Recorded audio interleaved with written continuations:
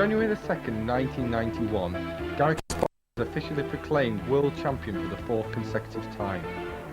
After a heavy fight, Karlov's gold and diamond trophy was presented to him by Michel Noir, the mayor of Lyon. Kacpov was born in Baku in Azerbaijan on the 13th of April 1963. Crowned world champion in Moscow in 1985, he obtained his title against Karpov when he was only 22. The challenger, Anatoly Karpov, was born on May the 23rd, 1951, in the Urals.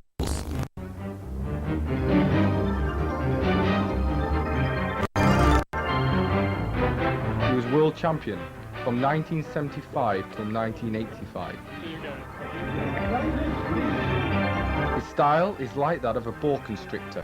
He crushes you slowly but surely. Gary, we will thank you very much for being with us to explain the games, about the World Championship, and how you won very convincingly this match, 12.5, 11.5, with a big fight, big games, big tension, nice openings. Since the 1987 World Championships in Seville, the public image of chess has evolved considerably. For the first time ever, the champion challenger will analyse on screen their fantastic fight. We will begin by considering the different openings employed in Lyon. Then we will consider the critical moments from these games.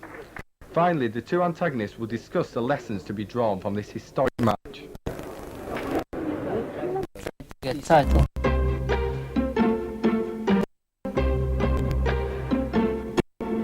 Why this time played e4 instead of your move of predilection, which is d4 that you use usually in the match? Actually, if you remember in Seville, I played d4 as well. I played c4, and 2 times I played e4. And having this preparation for this match, Lyon, I decided that e4 would fit better my strategical plan. Actually, all Karpov's openings after e4, they do not fit his style. I mean, it's especially Spanish favorite opening. It's not easy for him to understand deeply the positions. He is much better in the Queen's Gambit than in the Spanish, in real office. And in conclusion, I started the preparation and I found so many good ideas. And plus, I very much this line in real office. Played in game 2, 4, 20, 22. I felt very comfortable and very convinced that my position was very good, and it gave me enough confidence to play good chess. And I think it was a very good chess with e4, and Karpov had permanent difficulties in the match. I think he didn't expect e4 in all games. Okay, he expected e4, but not as the main weapon. And do you think this is a weapon that was the most important in the match for you from the white side? Oh, it's really important. As explained, I want to repeat it, because of Karpov's preferences on e4. You know, his opening repertoire against e4 fits my style better than his.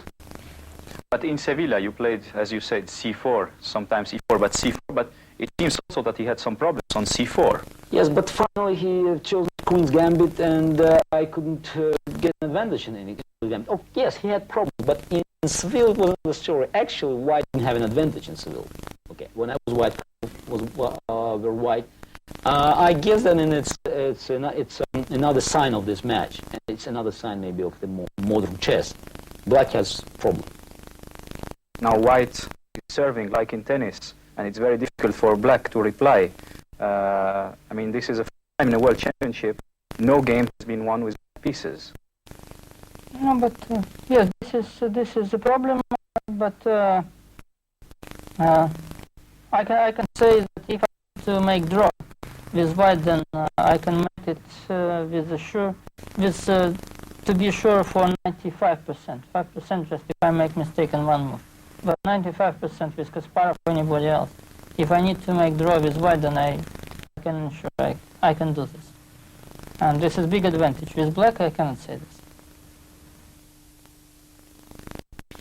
Kasparov opens e2 e4. This suits his aggressive style, so we can expect to see it a lot during this match.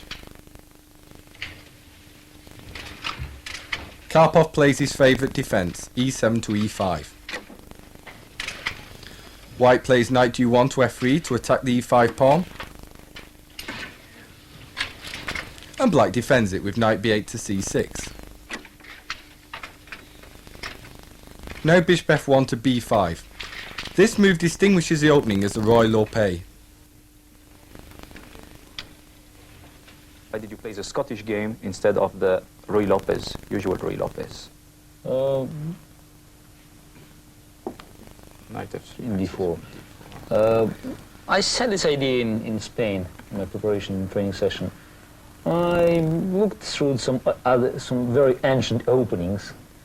I discovered that in Ruy Lopez, in Scottish game, it's not so obvious and the theory, and the theory conclusion. And it's an interesting position could happen. And I decided to analyze it deeper, and we did a great, I think, very good job during the break here in Lyon. So this was a result of the break? Yes, yes. And I said, why not to play this? It's not easy for your opponent to play the new opening. Plus the positions, I mean, didn't fit him, and it played a great role. I mean, I played two, and I've got a big advantage in both openings. And it brought 1.5 out of 2? Absolutely, yes. Which is not something bad. Yes, yes. Kasparov experiments with the Scottish opening in games 14 and 16.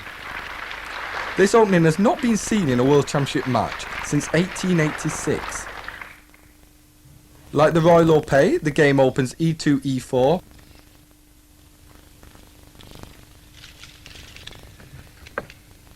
e7, e5, and then g1 to f3, and knight c6.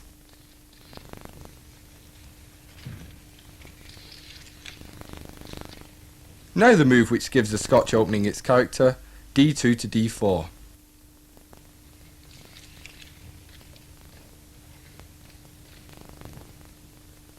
Now we're going to talk about the black choices that you had.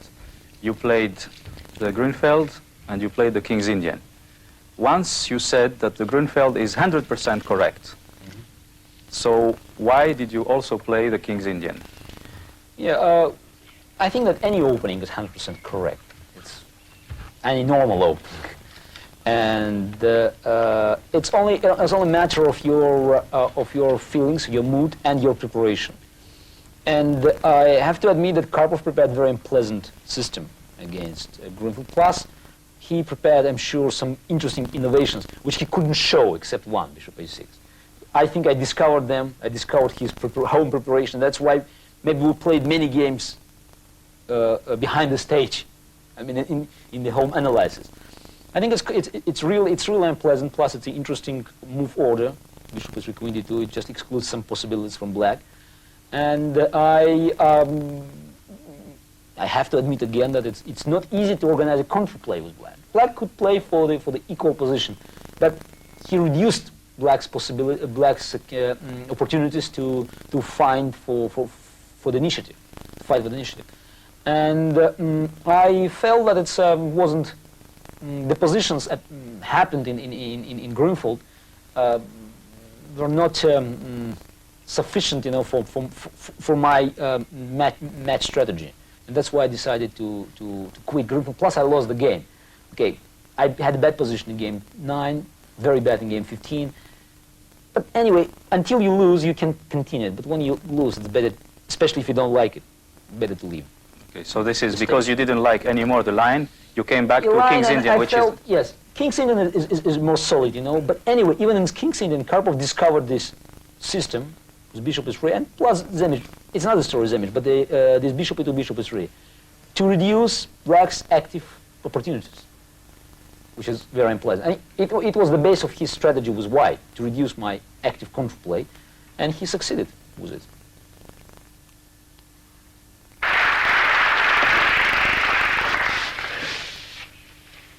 Karpov Karpov prefers to open one d4, which suits his positional style. Kasparov always plays knight f6. Now white plays c4. This is a usual follow-up move, grabbing space in the centre.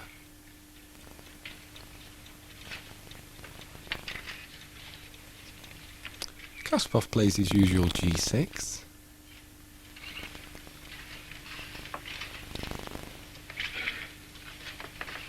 And Karpov plays knight c3, aiming to advance his e-pawn e2 to e4 to claim the centre. Now the move that gives the opening its character d5, stopping that central pawn first. This is known as the Grunfeld defence and is the favourite weapon of Kasparov.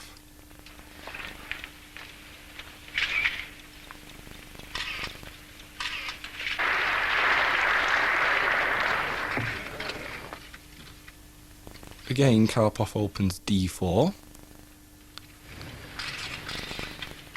And again, Kasparov's favourite reply, knight to f6. The opening develops the same, c2, c4.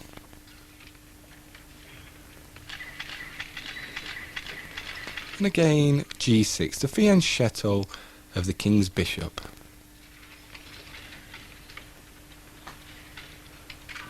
White plays knight c3.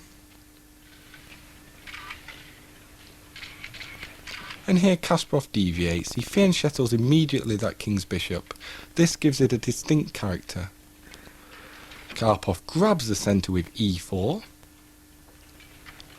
And now Kasparov plays d6. This opening is known as the King's Indian defence and is another favourite of Kasparov's.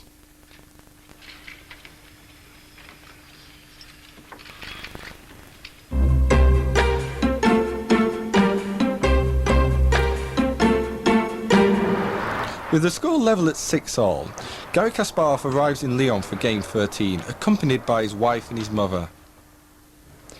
Anatoly Karpov arrives walking alone up the stairs.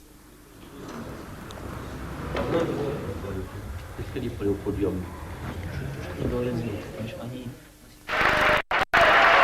round of handshaking.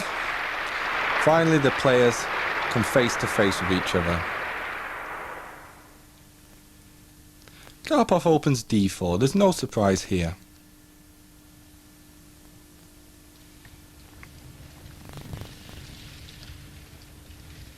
And we have a Grunfeld defence, no surprises yet for either side. On move 10, Kasparov plays e6.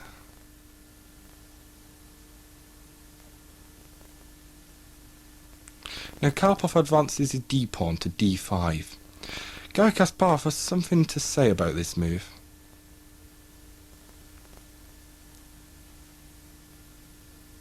Not a good move at all. I mean, it's an idea of the variation to organize the passing pawn here, but it's too early.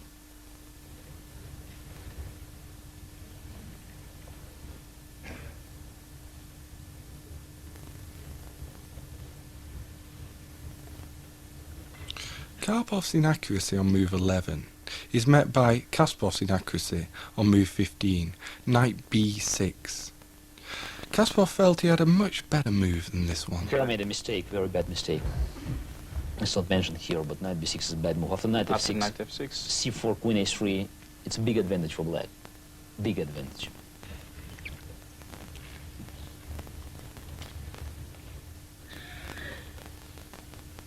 Karpov plays c4, allowing the exchange of queens. Kasparov takes the queen on d2.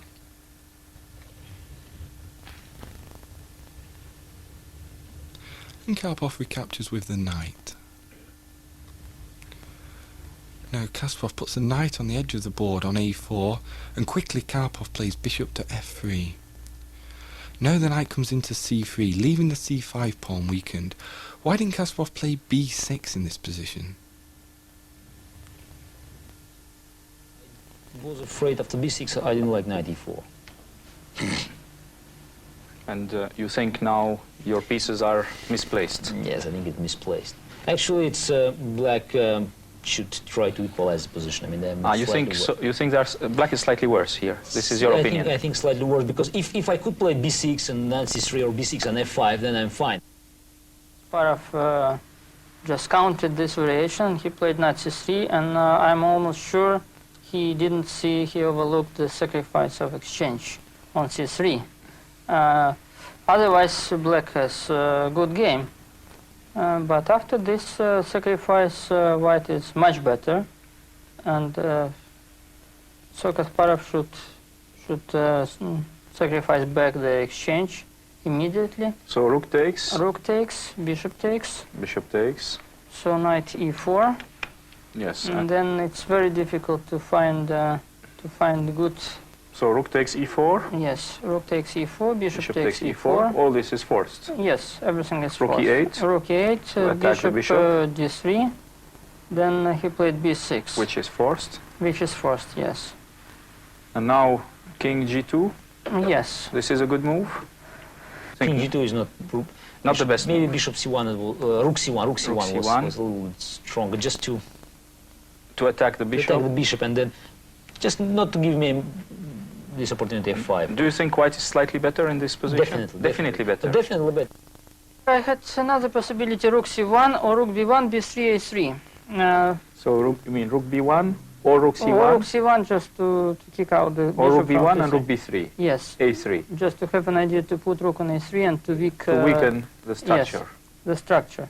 But I thought that king g2 should be quite nice, because in this situation I need king to control e4 square for the future. So this square. Yes. I played f5, you know. It looks very risky, but at least it's a chance, you know. I want to attack his weak pawns. Yeah. It's dangerous because now I have bad bishop, he has a good bishop, but still I have rooks. It's not so dangerous. I think it's a good move. You think this is a good move? I think it should be drawn out. Suddenly Kasparov played f5. Still, I think position... What do you think about this move? Is it a normal move or is it a mistake from his part? I don't know. I'm not sure position is winning for white, but Kasparov was too much afraid to be just how to say this? To be just squeezed in the position, and so he wanted to make something active before the adjournment. So he didn't want to be tortured the Karpovian way.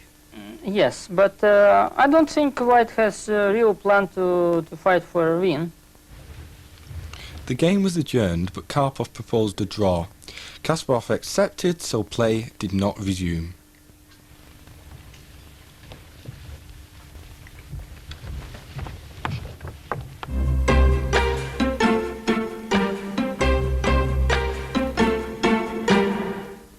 Game 14 began on November the 26th in Lyon's Palais de Congrès.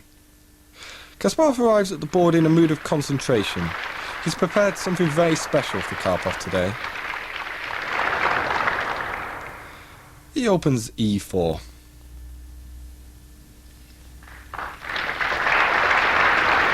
And Karpov arrives at the board somewhat late. Something unusual is happening in this game. Kasparov has played the Scottish opening, which hasn't been seen in World Championship chess for over a century. What does Anatoly Karpov think about that? I was surprised because Kasparov never played Scottish.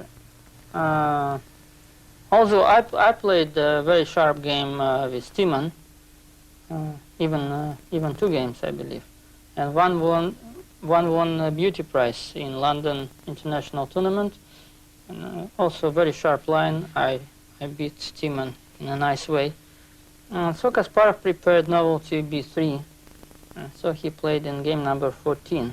I believe that he got support in Lyon from a side, because in New York he didn't prepare, and I'm almost sure that somebody brought this idea to him in Lyon during the break of the match.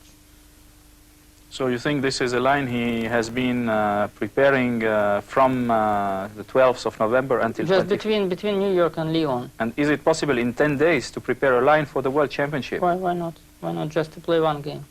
Especially if you have nice idea like b3, then you can just work a few days and be sure.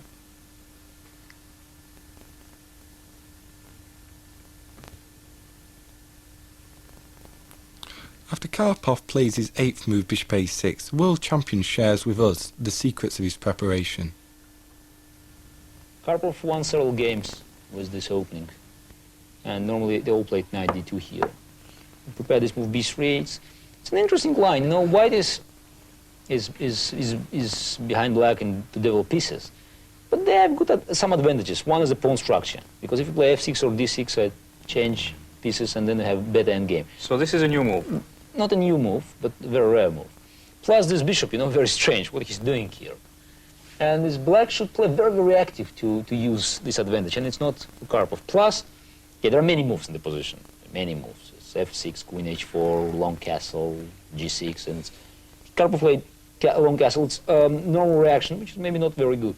And I play this interesting innovation, g3. So this is a new plan, you know, there's double fianchetto, and the idea is just to play isolated bishop, and finally this knight would go back, and plus king is in here. Rook a, bishop b2, f6, bishop g2, takes an a5, castle. So what is assessment now at the moment? White is better. White is better. White is maybe the pawn is not better. important. Pawn will disappear, but look at the pieces, you know, Karpov tried the only chance. Because if we play normally, you know, I play the central strategy, and so yeah, and now I made a serious mistake, like queen d2. This is a mistake. I think this is a serious mistake, and it's not a big secret, you know. It's a mistake because look, I have an advantage in the center, and it's for me it's necessary to win the pawn and to change queens. Just to play, why not play rook e1, for instance? Just it's a strength. After Kasparov's 14th move, queen d2, the fight becomes very tense. As the duel gets underway, Garry Kasparov will give us his impressions after his 18th move, queen takes a7. Now the position changed, you know. His bishop was very bad here. My bishop was very good here, for instance, his bishop was very bad here. Now his bishop is very good because it plays, you know, it protects king, it plays an important role. My queen is on this end, it's not a bad piece, but anyway, we're not playing now a positional game, we're playing a very tactical game, and it means my positional advantages are not important anymore. It's very good for the end game, you know, and instead of playing in the center, I had to play in the flank, he's playing in the flank, very complicated. The position, now, assessment is unclear. I think this is one of the best games which we played during this match. Of course, it was much more difficult for me to play this position than for Kasparov because he was familiar with some ideas. Even somebody told me that this position was on their chessboard before the game, but they didn't consider my move. And I think I thought for a long time, and so I could find the best way to get counterplay. So what was your move here? This was queen g4, very, very good and very, very interesting move. And then he played knight a3? Yes, he played knight a3. This is clear because he wants to bring knight to a6 or to play c5 and knight c4. So you played h4? Yes, I have to get some counterplay. He played knight c2? Knight c2, yes. h3? h3, which is also very important, and probably in connection with queen g4, this was just a great idea, because black has no time just to exchange pawns on the king side, because then they will lose quite soon. But to create some problems to the king, especially with h3 pawn. H3, very interesting move. Interesting. Interesting, yes, interesting move. I played bishop h1. And now this But move. maybe he could do something better, yes. Knight e4 here. It's a very nice psychological trap, yes. No, tactical trap. F3. Can we maybe show it? Yes, d3.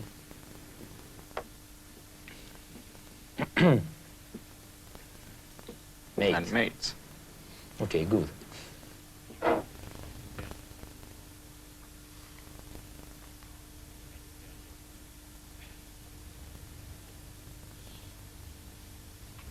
Players watch each other like hawks. Masha, Kasparov's wife, even looks nervous.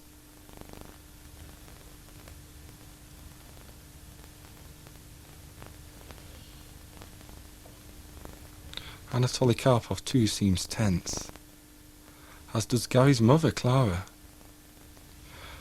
Kasparov stares at the board. And now he drops his queen back to f1. What does Karpov think about this defensive move? When he should defend the position, I think he defended the best way, and so I must say that this maneuver with queen f1 attack pawn on h3, this was very strong and very good in time pressure. So Kasparov deserves good remarks over his defense in this position. Both players are now in extreme time pressure. Karpov sacrifices this exchange and Kasparov must recapture.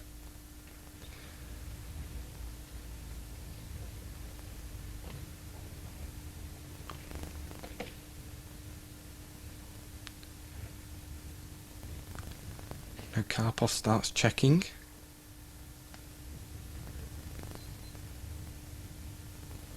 You can feel the tension. He checks again and the king goes back to the corner.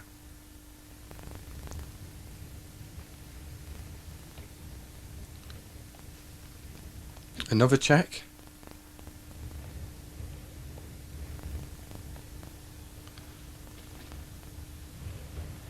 The time control seems to have been reached. What does Garry Kasparov now think? I think it was about equal. I wouldn't need to win too much, and my position was dangerous then. I think it should be draw now. And now? It should be draw. When did you prepare this? Sorry? When did you prepare this? This move? In Spain, and then here we analyzed it. Actually, we prepared the whole strategy here in France. I mean, we wanted to make a surprise. Okay. Interesting. Thank you very much, Garry. Thank you. The game was agreed drawn, so challenger and champion go into the 15th game with 7 points each.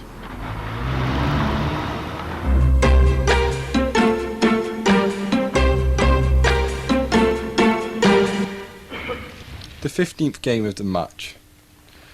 Garry Kasparov studies the board as he waits, and as usual, Anatoly Karpov arrives late.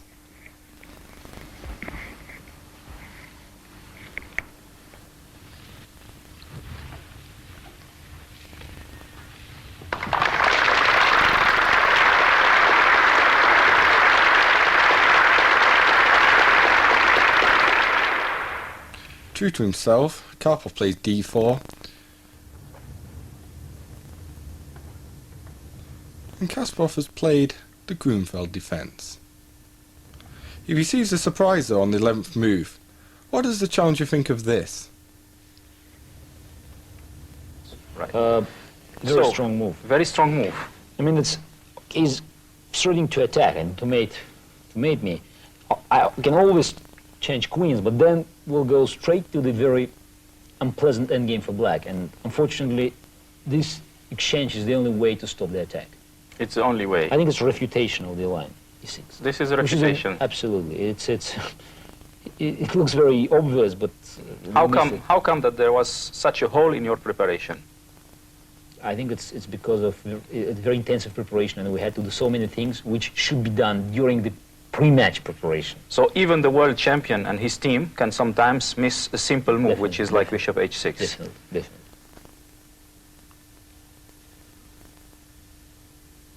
On move 14, Kasparov swaps off the queens, and Karpov recaptures with king takes d2. As we reach the endgame, Kasparov prepares to defend his position.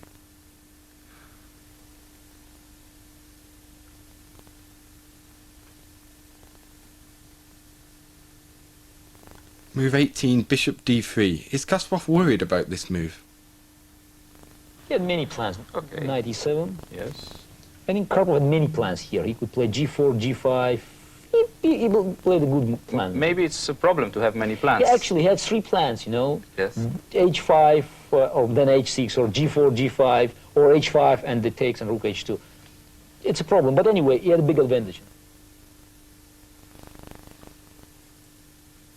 Karpov gets more pushy. He plays 20, h takes g6.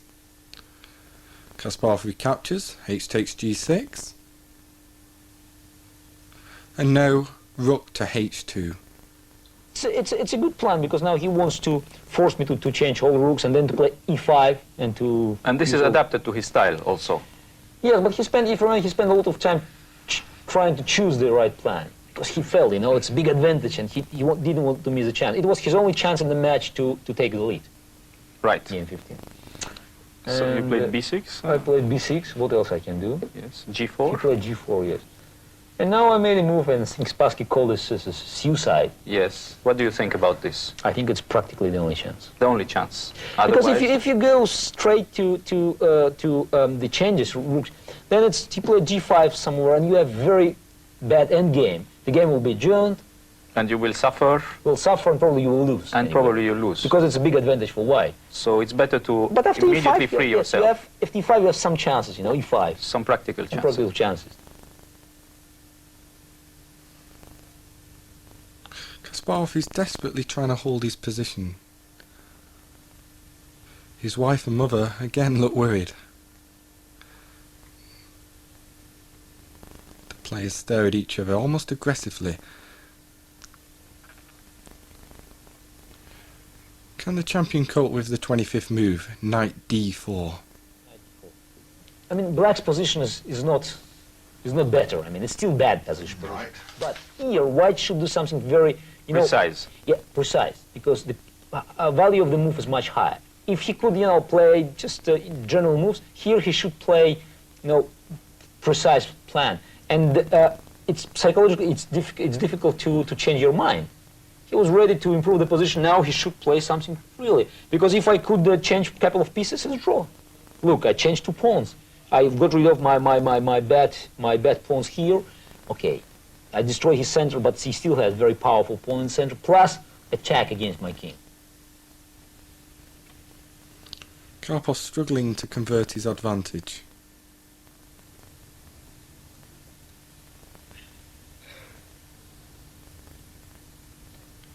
He plays 28 rook c2.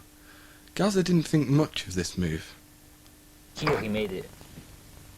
Typical, this is a typical psychological mistake. He played rook c2. He didn't want to push pawns. f4 was almost winning. Almost winning. Almost winning. Because now I couldn't, if I played bishop g8, then he played rook c2. No, it's not a great choice for black. And then you cannot free yourself with g5 Yes, anymore. e5, yes, because e5, e5 and yes. f5. And for instance, if rook c8, then rook h7 is immediately winning. Because mate is right at the end of the story. Probably the best chance, I don't know what was the best chance.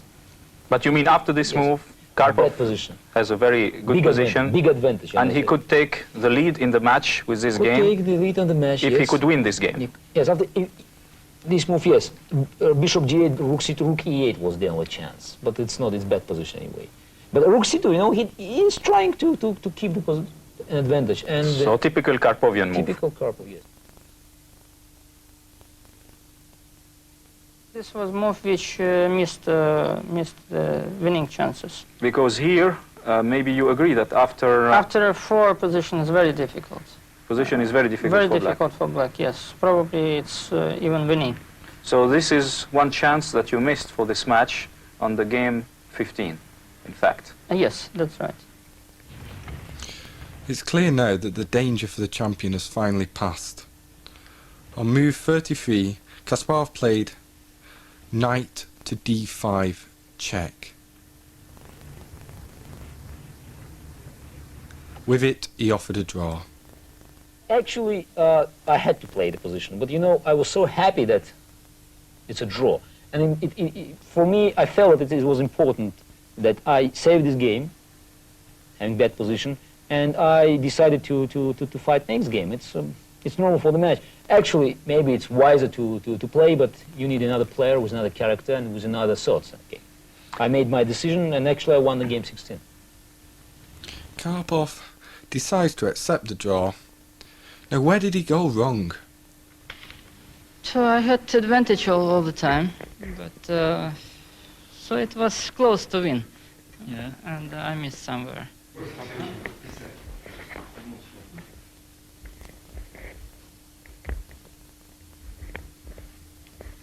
It was exciting, that's all I can say. I was very much nervous, and Clara also. But I'm glad that it's finished like that, and I'm hoping for the future. I was very much, for my husband, You thought at the moment that he was losing? I thought that he was losing, but somehow we survived.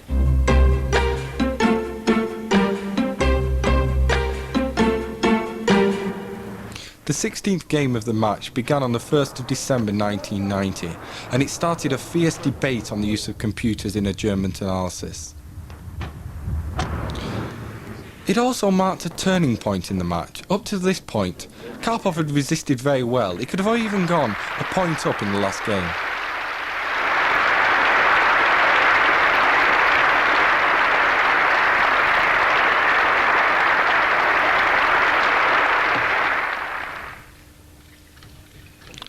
So with the score level, the world champion again opts for the Scottish opening.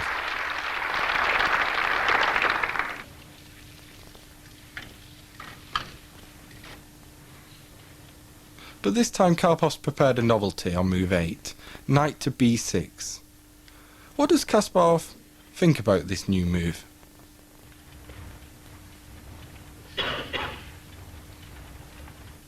Knight b6. I mean, Karpov decided bishop on a6 is not a great piece and played knight b6. I think he underestimated my preparation in Scottish. He thought maybe it's one experience, and he didn't do it properly. And we analyzed knight b6 as well, and very well. And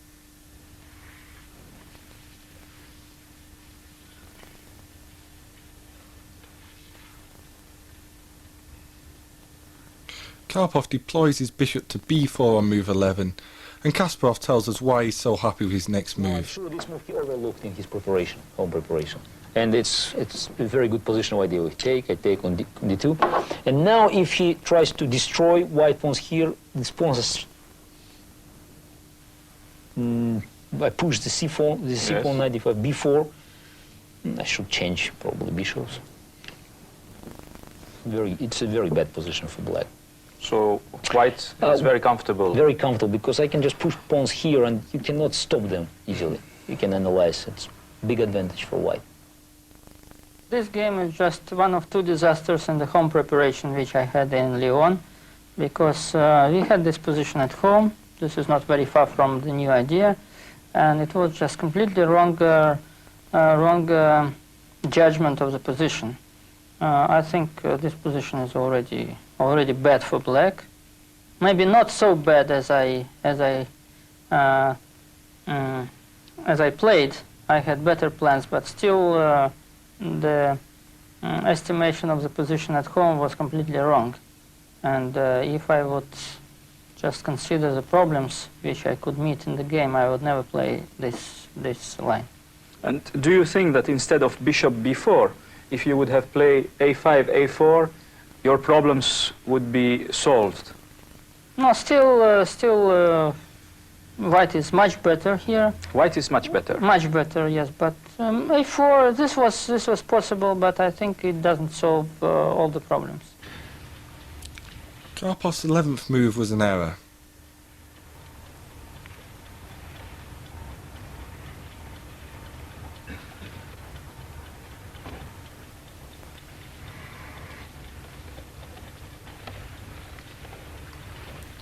He now makes another mistake with 13 d5. Play d5, which is I look on d5, and here he maybe made a decisive mistake. C takes d5. What should he play? Queen or knight, any move. And then try to change bishops, and because after c takes d5, rook c1 is almost lost. And did you analyze this position already? Rook c1. It was a conclusion that black is in big trouble. This position. I mean, we finished our analyze here. So preparation with the white pieces was excellent. Not bad.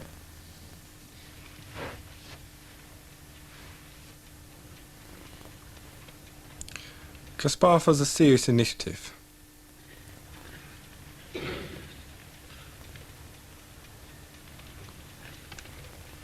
He castles kingside, and now he explains to us where he thinks he went wrong here. Castle. White is completely winning. h5, and now h3. You know, it's a lazy move. Why not queen d4? H takes d4, queen takes d4, and it's a end game completely lost for black. The game is adjourned. Kasparov seals the envelope and gives it to the arbiter. No parties for either side tonight, because both players will be analysing very hard. Kasparov has missed some chances, but he still has an edge.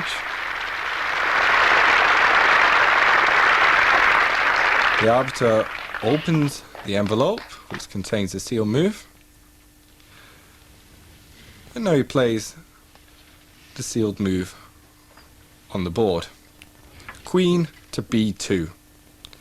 Both players have had all night to think things over. What conclusions have they come to?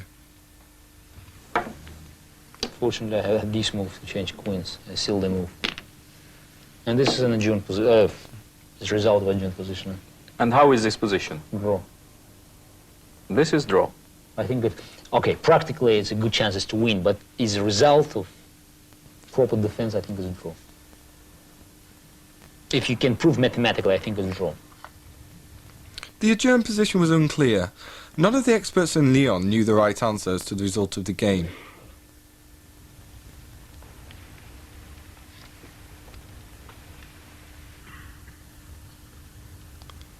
It seems that the challenger's 54th move, g6, was a mistake. Better was knight c4, followed by the advance of the pawn to obtain a draw.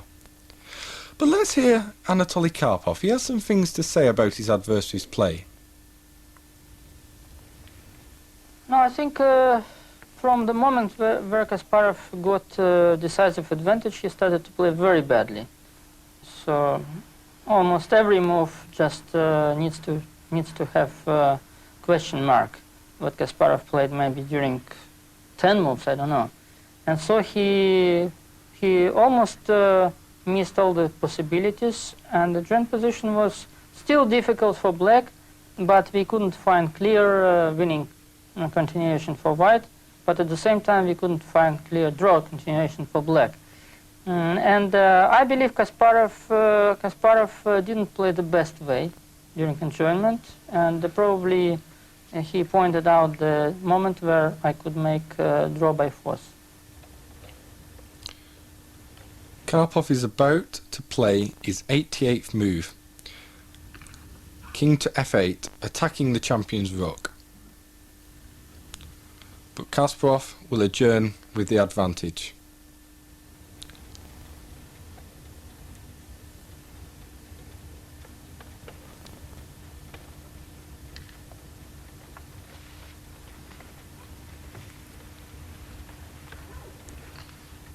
Certainly not going to be easy. He takes care to keep his seal move secret. The second working night will be even longer than the first.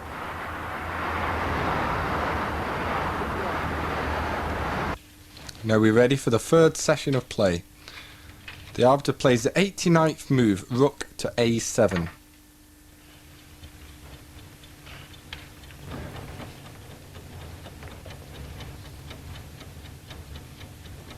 Kasparov calculates.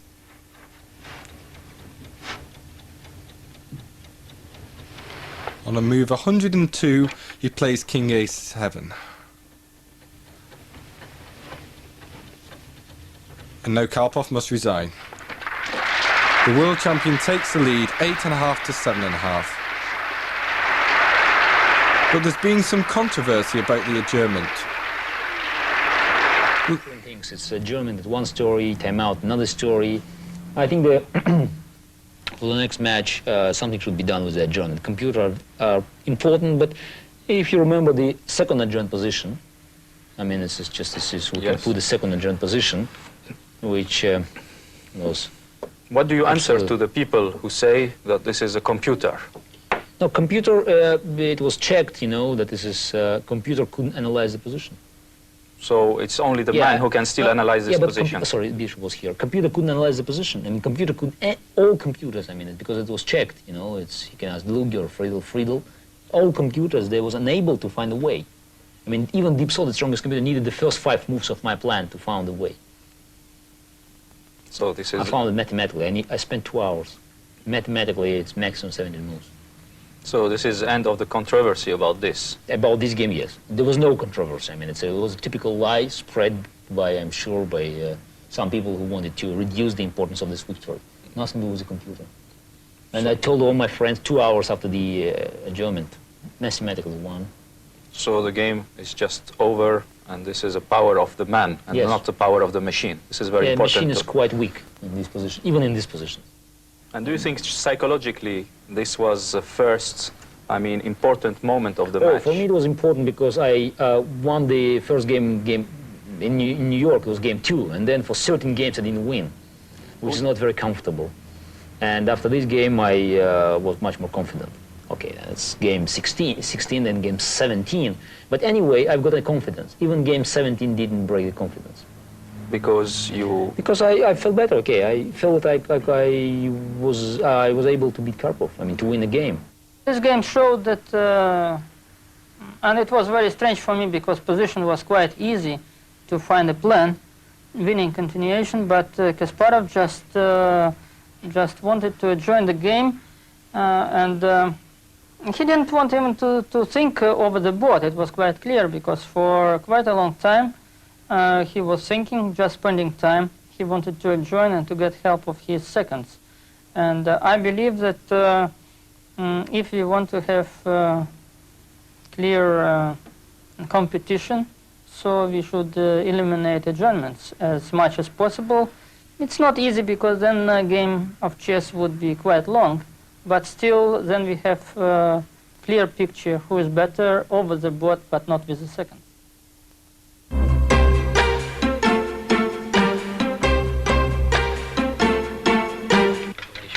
The 17th game was played on the 5th of December 1990. Karpov decided not to take a timeout after his defeat in game 16. The challenger suffered a blow to his pride and he's hot for vengeance. The world champion again chooses Grunfeld defence. This time it's Kasparov's turn to produce a novelty.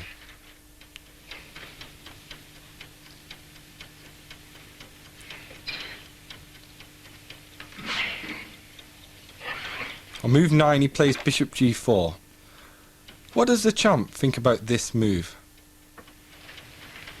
Maybe it's a new move. I didn't discover the games played by this move, but the idea is quite obvious, actually. And I would consider the next Karpov move as a new idea. I decided to play something which probably they would not analyze. And I had the right guess. When I played knight g5, Kasparov was very surprised. What is your assessment at this moment? This is still open question for theory, but it was unexpected and it gave result. Because in the whole match and in previous matches, the most difficult thing for me with Kasparov was and is just to find position which he didn't analyze at home. And when we have fight over the board, then he has no any advantage. So that's why it was quite clever. It's very interesting, knight g5. So what is your assessment about this move? I think it's a very good move. A very good move. And do you think Karpov prepared before, or he found it? He prepared No this. doubt. No doubt. White is in trouble because white has an advantage in the center, and I mean, I played the obvious line. I took here, played knight c6, h3, bishop d7, rook b1, favorite Karpov's move. Rook c8. He cannot take here because I take on d4. That's. I play knight f3. Maybe you can show to. For instance, take here, takes here, take here, take here. Rook c1, yes. King d2, rook d1, yes. King takes d1, bishop a4, check. Very nice. That wins the queen. Yeah, that wins the queen. Kasparov is trying to wriggle out of a difficult position, but Karpov wants the full point.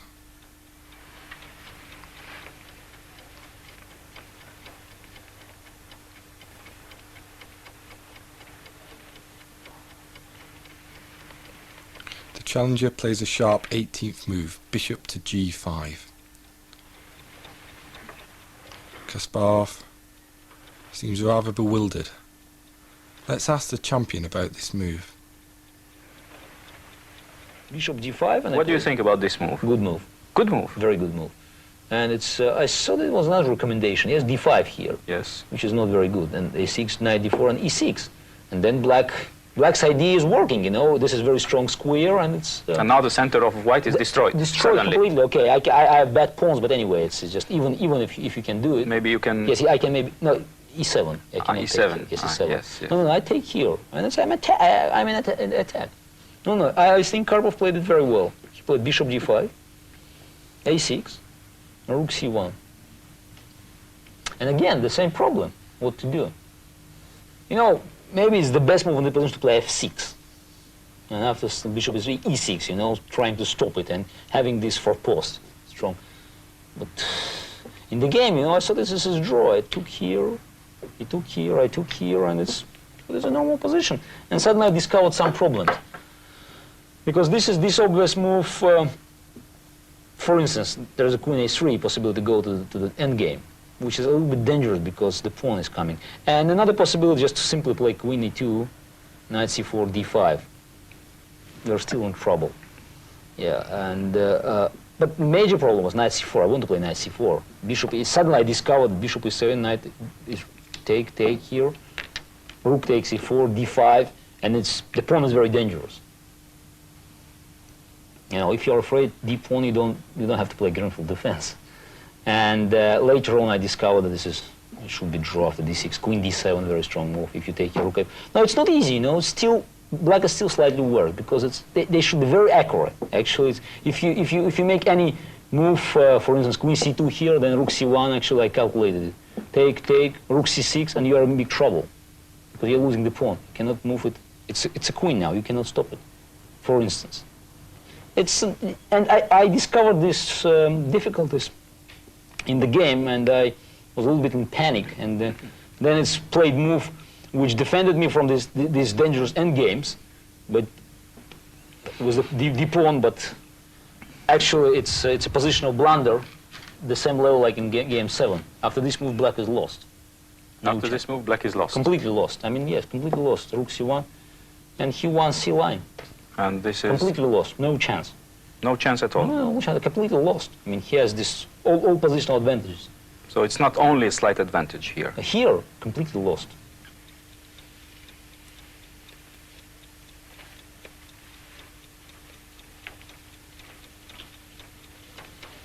Karpov plays knight d2.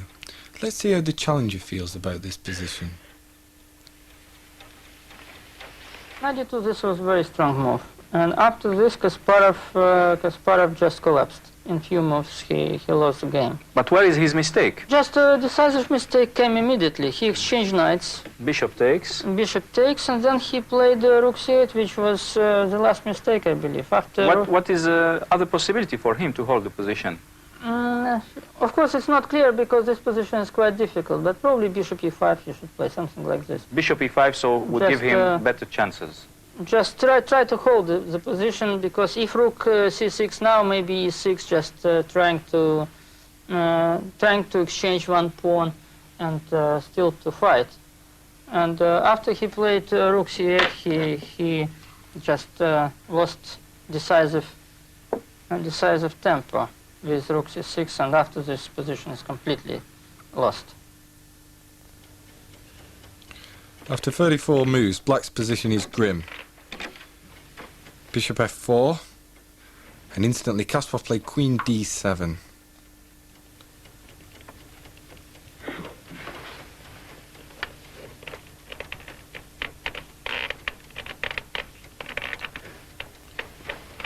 Rook c7 hitting the queen.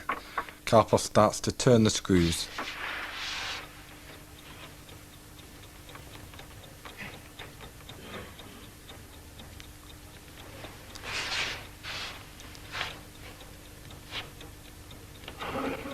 The queen has to go back to d8. This looks very grim for the champion.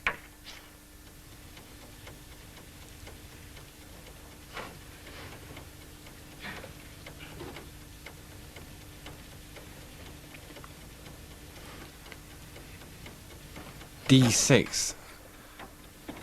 My god, that can't be taken because of the pin on the king. This looks horrible.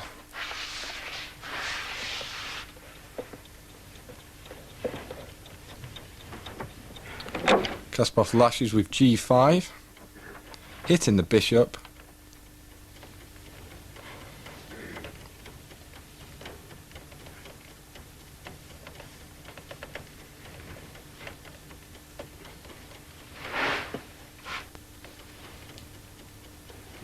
Karpov just ignores it and advances the d-pawn, hitting that rook.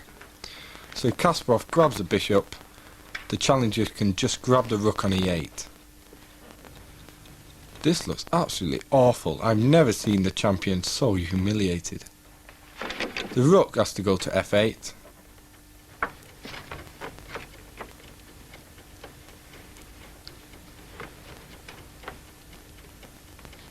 Karpov checking his calculations, drops his bishop back to d2.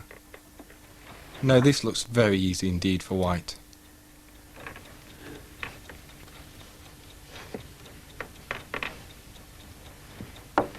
Bishop to e5, hitting the rook on c7.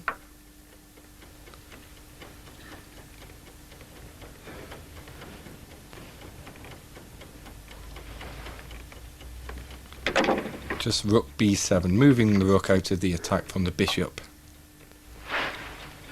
The d7 pawn is like a monster in black's camp.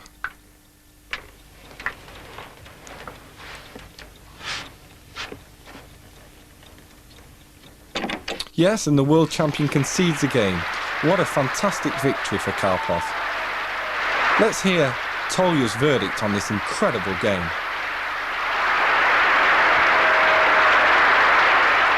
It was a very complicated game, but I had advantage always, from small till big at the end. But he made one mistake, and after this, it was very difficult to save the game, because probably b5 was not so great, and then after he played rook e8. This is suspicious move. And after rook e8, I think I got almost winning advantage. Yes. But I should play very strong, like rook c6, bishop c3, all these moves, bishop a5, like now.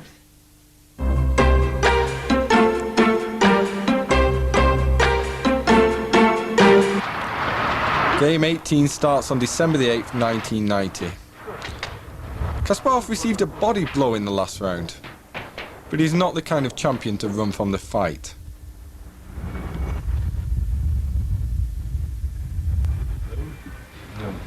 Let's hear how he's feeling about the game, and try and get an insight into his opening choice.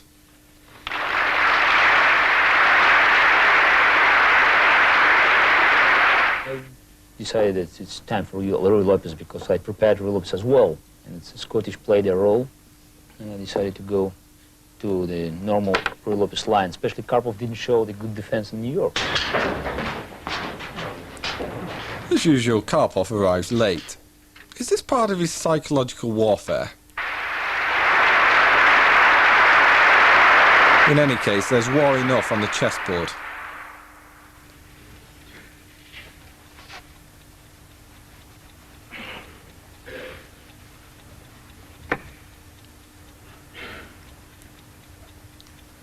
Karpov produces a novelty on move 13 with knight b6. Let's hear what Kasparov has to say about this move. Knight b6, it's a novelty. Interesting idea. Compared to New York, because in New York he played something else. Knight a5. Yes. It doesn't change the position. Bishop f4, one of the many possibilities. I spent a lot of time thinking about it. After 20 moves, the world champion had used 1 hour and 10 minutes. Karpov, less than 15 minutes.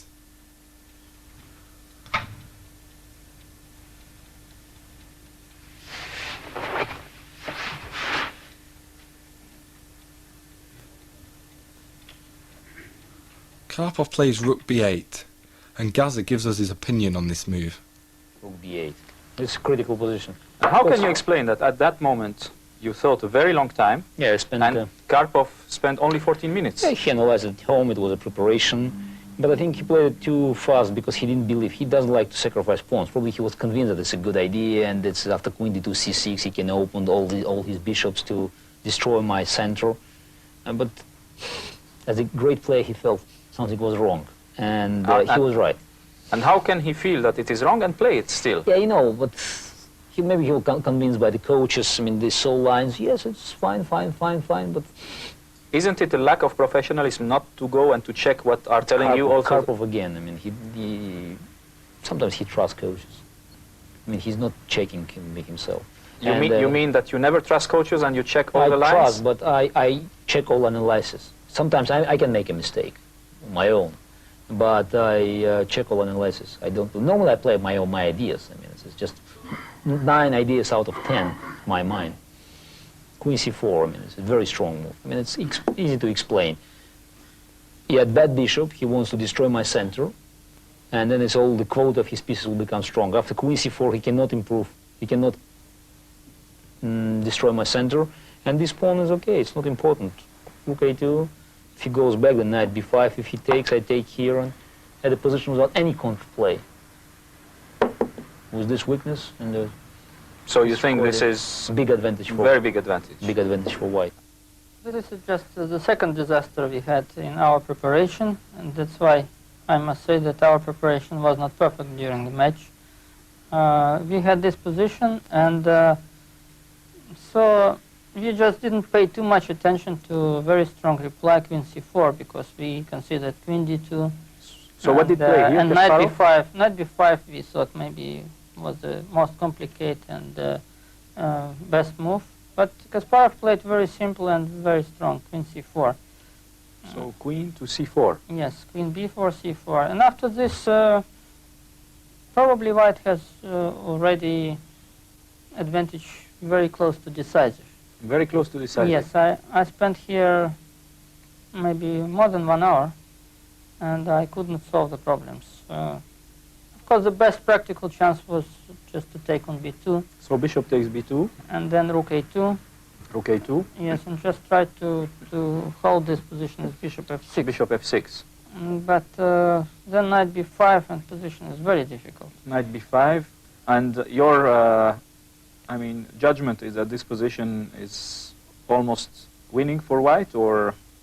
But very, very good. Very good. Very good for white, because I must exchange 2 knights, and any bishop I exchange would bring additional problem. If I exchange white color bishop, then I have hole on c6. If I exchange black color bishop, then my white color bishop is terrible on b7. So you mean this is a particular case in chess where 2 bishops are weaker than 2 knights? Yes, because they are just have no space. No life. No life. Yes, this bishop just controls empty diagonal, and this bishop in trap, just in the net, and I cannot even move this bishop.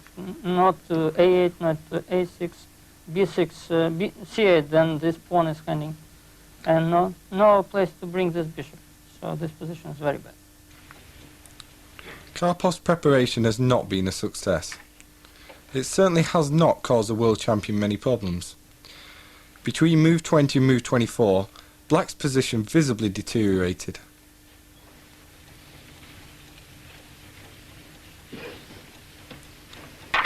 On move 25, Kasparov played queen takes d4.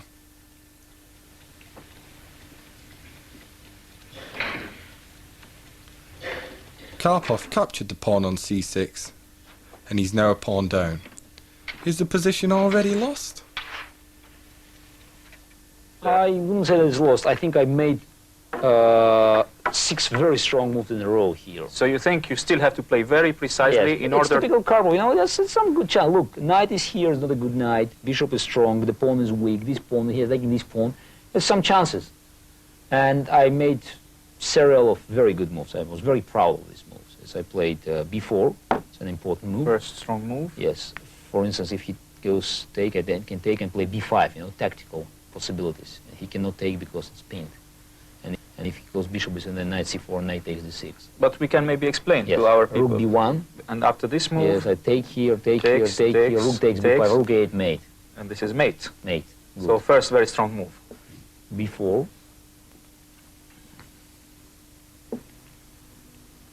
He played rook e6, rook e3, h6, just in case. f3, very important move. And very strong. Very Position strong. is very solid in the Yes, center. you know, he has a white square bishop, I put pawn here, rook c8, rook b3, preparing to win piece, yes, threatening threatening this move. b5. Played here. He played here. Wait a second. Queen, bishop b5, and rook b2. Very important move. Knight is coming now. And now that the knight is coming, Yes, knight is coming. That's the end of the now story. we can say that it's yes, the end of the game. Now it's the end of the game because knight is coming. I saved all my advantages and I've got my knight here. So first of all, we can maybe make a summary of the situation. Karpov came with a prepared line. Yes. Then he made his opening, but it didn't work. Yes. You had a better position, and then you played 6 consecutive Yes. strong moves Yes. to reach this position. Yeah. And Which now is- the knight is coming there, Yes. and this is over. Over. Absolutely. Kasparov is to adjourn. He will think for 20 minutes before sealing his 41st move. Karpov's position is untenable. Still, he will return on the next day to check the champion's analysis. On move 55, Karpov plays h takes g4. Kasparov simply recaptures. Rook back to f6. The world champion plays 57, rook c4, cutting off the black king. This forces Karpov to resign. So Kasparov is in the lead again. Is the challenger depressed?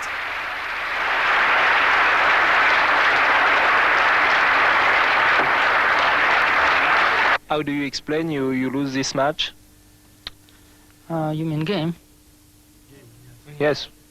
Because match is not over. Okay, yes. This game. Yes, this game, so unfortunately we made another mistake at home. And so position till move queen c4 we had at home, and it was clear because I played very fast. And then after queen c4, this is just very bad position. And so it's pity and sorry that you lose game at home. Here is Karpov's mansion, where his team of analysts work round the clock on his adjournments and opening preparation.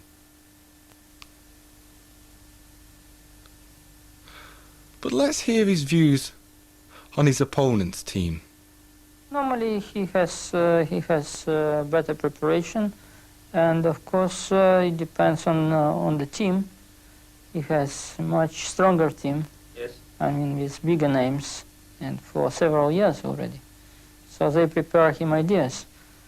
This is much easier than you work on your own. Anatoly is hardly on his own. He has both Ron Henley and Lajos Portish with him.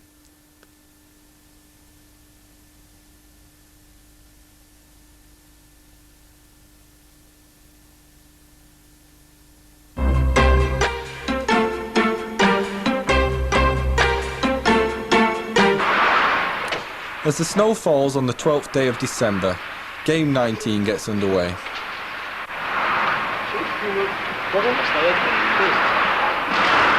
Karpov, trailing by a point, will be trying to pull level again, just like he did in Game 17. After his defeat with the Grunfeld, the champion has wisely switched to the King's Indian.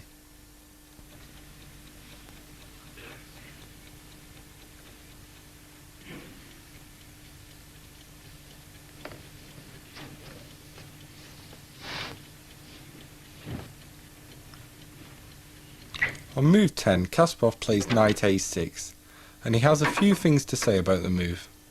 He made a very good decision here. He left king in the center, because then it's the only active platform for black to attack here. But if there's no king, what you can attack? Played knight d2. Karpov desperately needs to win this game.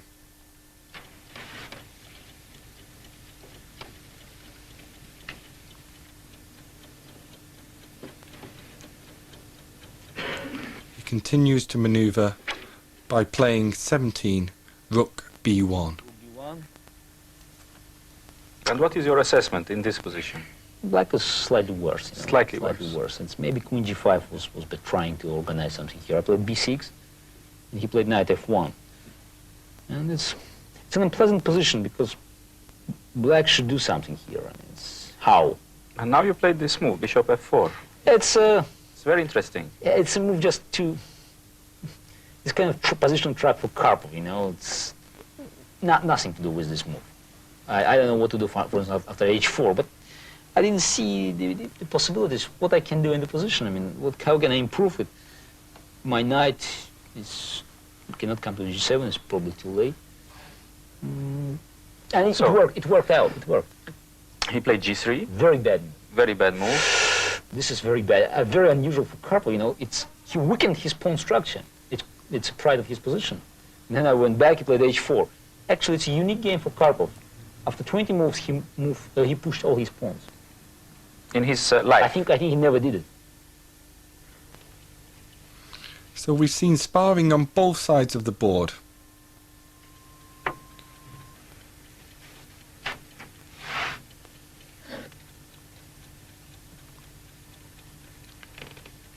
Karpov now looks towards his king side and plays king to h1.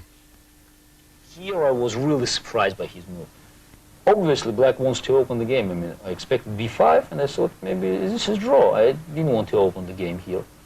And suddenly he played king h1. Very bad mistake, in my opinion. Take here, and of course a5. He played knight f5, but take. Take on b4, rook takes b4. Now the game is open, but look, all black pieces are coming. Of course, I don't want to take this pawn. That is knight, rook b6, knight e4. Black is big. And by the way, it's a good puzzle for the chess player. Which knight is on e4, knight f6? Where is knight g8? Where is knight b8? What is a knight here? This is a knight b8? Yes. And this one is a knight... Yes, g8. And this knight comes knight f6, g4, h6, f7, d8, b7, c5, e4. So this is a mathematical problem. Yes, mathematic problem. As he approaches time pressure, Karpov speeds up. Many people were sure that Kasparov would win again.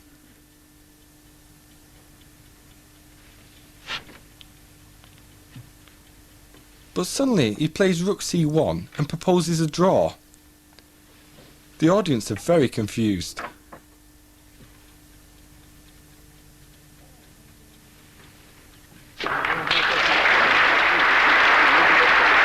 Let's consult the players about this rather strange result. And here... I think I did everything great by the moment. I mean, the position is winning for Black. This is what we thought. And so people started to talk... Yeah, wait. After queen b2 is the only move is winning. Which I saw and I wanted to make. No, I don't think it's winning. I think it's not obvious at this point. Queen a8. Queen a8 is the only winning move. Yeah, it's winning move. Although this move, I didn't find a defense for white. I saw this move, but I can tell the reason is quite simple. I wasn't in the big defense in the beginning of the game. Later I played h6, I thought, okay, it's a draw, and I expected that he played b5, close the position. Suddenly I've got initiative. You know, I understood that the game will be adjourned, I had to analyze it, and I wanted to prepare better for the game 20. I didn't prepare myself psychologically to win the game, but I think that was a crime against chess. And as a punishment, I had to play very bad at German in game 21. Everything is, it's justice in chess. And offering the draw, I wanted to avoid the adjourned game. I wanted to save some nerve energy. And as a result, I had a very difficult analyzing the dangerous position in game 21. So... yeah, I think the player of my level couldn't afford to offer draw in the position. Any move was very good. Okay, but this move was probably winning. In this game, I must say that this was only one game in which I suffered with white, mostly because of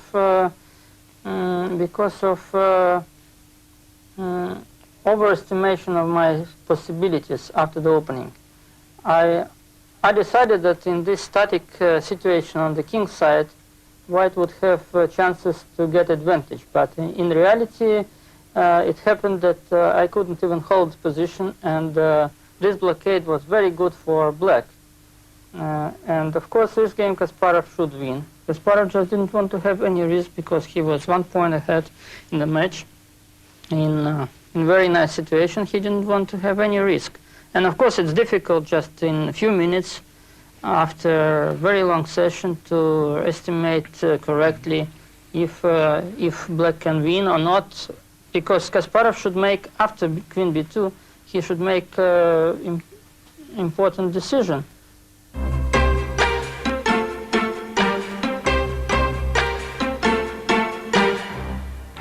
The 20th game was played on December the 15th, 1990. This day will go down in chess history.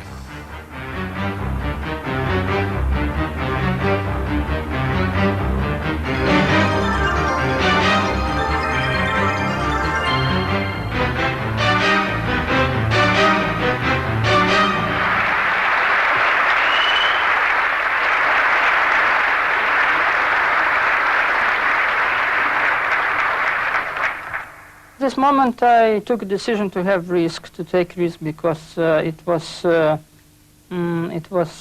hardly could be considered that I can win two white games out of 2, and just to get title back I should get lead with 2 points, 2 points out of last 5 games, and so we can come back to this old and as we called archaic rule in the chess.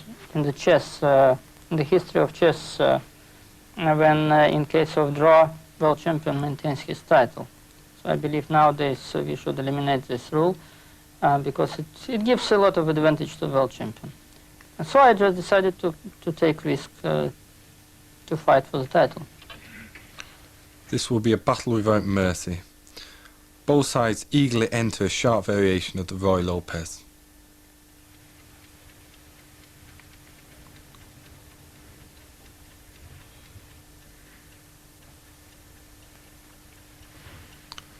Karpov plays 17 f5.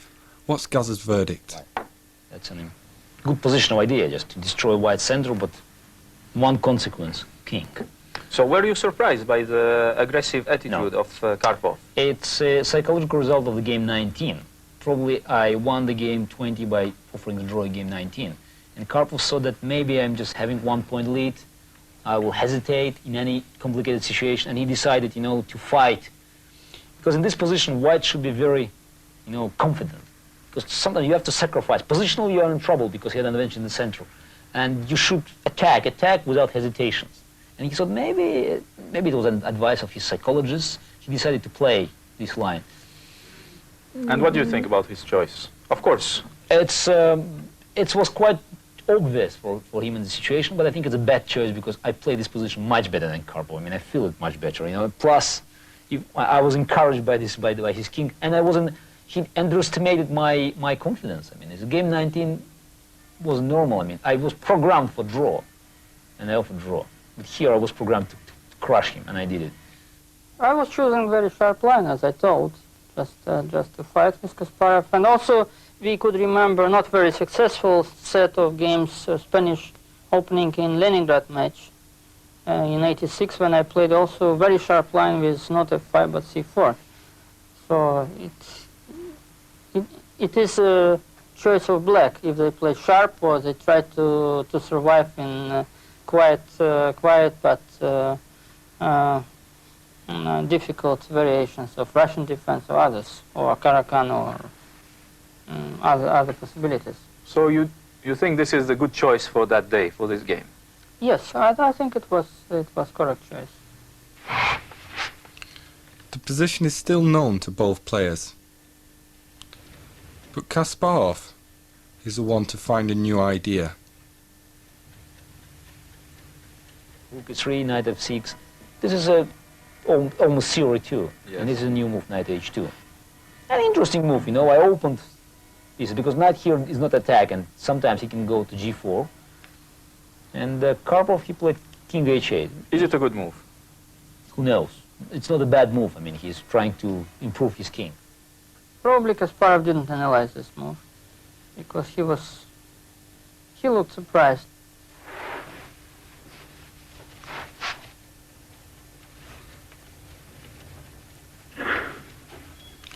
Karpov has sheltered his king in the corner, but Kasparov's determined to get at it.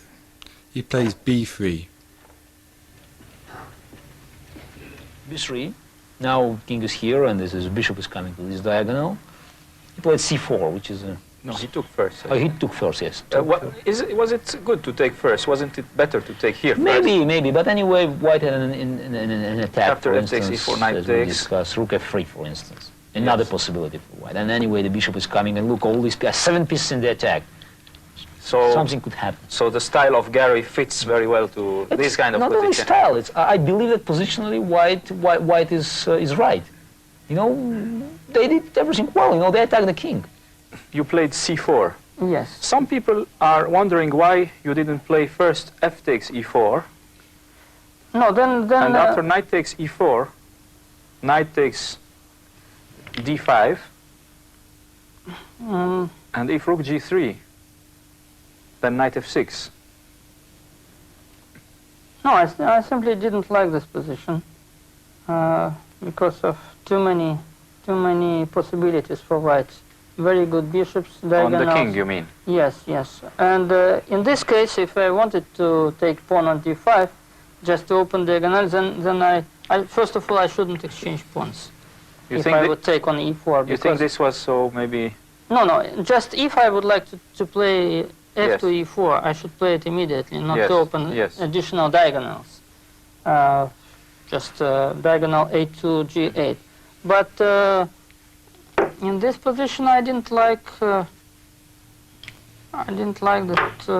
my king's position is very weak, because probably white just can take, queen takes, and knight g4.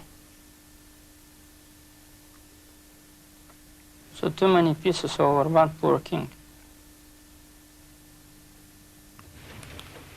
Kasparov wants to prove that the black king is vulnerable. His 22nd move deploys the bishop to b2, where it aims on the long diagonal against the black king. Bishop b2. But anyway, his position is complicated. I mean, it's not... You don't think this is really much better for white? No, I think it's complicated. He took here. Now I took on e4. This move is very useful because in case of emergency I can always play knight d3 and to close one bishop and attack another one. But I have this possibility to bring knight to d3, to close b1 bishop and to attack b2 bishop. So this was the main idea.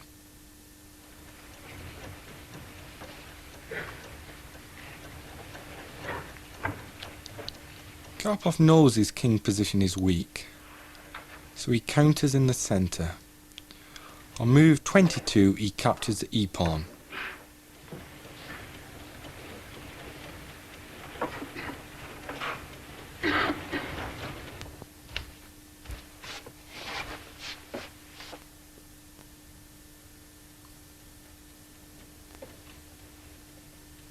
Kasparov recaptures with knight takes e4. Is it all going according to plan? I took here, and it's a choice between rook g3 and queen h5, for instance. Mm-hmm. It's a good line for it. And knight takes h3, queen takes h6, king g8, and now knight g5. Show the problem. G takes h6, bishop h7, mate. So you can sacrifice the queen and make a mate in chess. Yeah, on h, yes, you can. It's very nice. But after queen h5, black could play c3 or rook e5 even. Sacrifice an exchange and then to get good chances because knights are coming and there's no attack anymore. I decided to play an attacking with rook g3. All pieces are the rook e6. Is it a good move? I don't know. Nobody knows, huh? Nobody knows. You should analyze the position. I had a choice. Knight f3 is an interesting possibility as well, but I decided to play knight g4. And here I think the only move was knight d3. To sacrifice pawn, but at least to kill one bishop, which is very dangerous. And Karpov played the move, you know, is a general move, queen e8, which is a very good move, just to pin my knights, protect white squares. You know, that's a problem of his style. I mean, he's playing the position where general moves are not good. He's not looking for the best move. Here, you should play for the best move because you have 9 obvious moves and they're Because the lost. king is weak. Yeah, because it's not a normal value of chess, normal scale of chess values, because he has a big advantage here, but I'm attacking his king, and that's why you should you should change your scale in your mind. Karpov couldn't do it. He played normal move, which is lost by 4.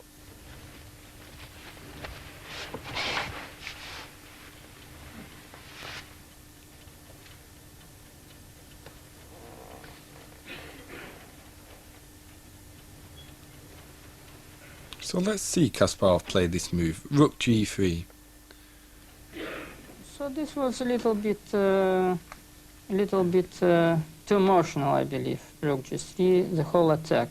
It brought Kasparov the world title, so you can criticize him. But I think You believe this position is good for white? What is your impression? No, I thought during the game that I had already good position, and Because you played a very good defensive move. It looks like rook e6 is good because it's defending already h6 yes, and giving some place maybe for the rook also to come yes, I later wanted on. to connect my pieces, my rooks. So Kasparov played knight g4, and after this move, you committed probably the decisive mistake. Which Yes, just it was. At this moment, I thought that my position is such a good that I must consider already how to win the game.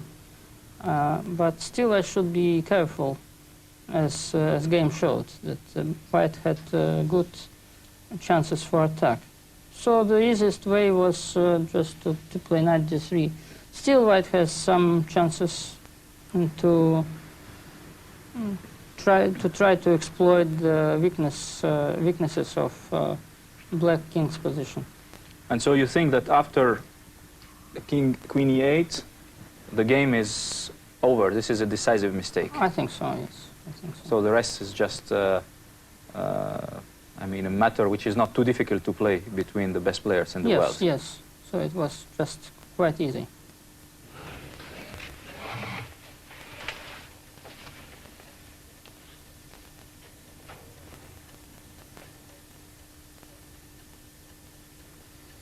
No, the move that Karpov was so unhappy with. Queen e8. He felt this was a critical error. Does the champion share his opinion on this move? Queen e8 was a bad mistake. Queen e8. After knight takes c6, I think I had winning attack. The only defense was knight d3. You know, he had to change one bishop, because after knight takes h6, rook takes h6, knight takes d6. It's for force, and c3 he played knight f5, c takes queen g4. I didn't see. Okay, maybe you'll find the defense, but I didn't see how he could protect the position after queen g4, for instance, queen h4, check, king g8, king h2 simply, and so many threats I have. You know, I have 6 pieces in the attack. It's too much for one king. Kasparov returns for the kill. Knight takes h6. So he did not see this move? He didn't. I didn't calculate it properly. I knew that it should won. I saw you playing very quickly this yeah, move over the board. I didn't calculate. It's just, I saw several lines. White's winning because it's. I have 7 pieces in the attack: 2 bishops, 2 knights, 2 rooks, and rooks is attacked to queen. He has some pieces protected. Okay, rook, 2 pawns, and bishop, and maybe queen. Okay, we can change. You know, it's an equal change. I change 1 attacking piece for 1 defensive piece, but I have enough pieces to make him. So let's have a look. Knight takes. h6. He played c3. You know, and now why didn't he take? Okay, if he takes here, it's very nice. I took knight takes d6. Now I can show you many good, interesting lines. Number 1, if he's trying to escape with his queen d7. Then I played queen g4. Queens. If he takes here, then bishop takes d7, mate. So bishop takes. Bishop takes, queen takes. This is mate. Mate, yes. If he takes. If he takes your queen with now. the rook, wait, so yes. Then check. And he cannot. Because check, and this is pinned. The pawn is pinned, and the king g8 is a mate in several moves. Bishop h7, bishop g6, and queen h7 mate. If he takes my queen, then it's a very nice combination. Check, the only move. Check, check, king f7, bishop g6, check, king g8, the only moves. Bishop f5, bishop e6, king g8, bishop takes e5, check, and bishop takes b7. And so you have a nice investment, which is a rook up after, yeah, rook up after this combination. Yes, and but it's not the end of the story. Actually, this line I saw at the board. But some other I found after. I just, it proved that I was right, you know. In this position, he could go queen h5. And here I played rook g5. You cannot take here because knight f7 check and take the queen. If you take here, it's interesting, you know. Knight check. Check, king h8. Rook takes d1 and c3. And it looks very good for black because it's now the pawn is closed. Bishop is hanging, c2 is threatening. But suddenly knight f7 check, king g8, bishop g6, c takes b2, rook h5. And There is no defense. Wonderful. It's a mate, again mate. It's wonderful. It's mate again.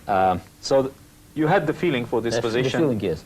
And final, I can show you the final. If he sacrificed queen, I mean just in this position. If he sacrificed queen by playing queen takes e1, queen takes e1, rook takes d6. Then I played queen e4, threatening mate, knight d3, queen h4 check, king g8, bishop takes g7, bishop takes g7, and queen g4. And no defense. No the rook defense. cannot defend because queen takes. Queen takes, and that's all. And this is over. All the pieces are all of it, disconnected. Yes, absolutely. And I don't think Karpov saw it, but he felt that it's bad. He didn't take my knight. He was confident in your calculations or in your feeling. Maybe in my feelings. He was just He confident. tried to close this bishop, you know. It's fine, but now this bishop is very strong. See, So first of all, you gave one piece. Now you're sacrificing another piece. Yeah, another piece. Okay, he killed this bishop, but this bishop now, he cannot close it anymore.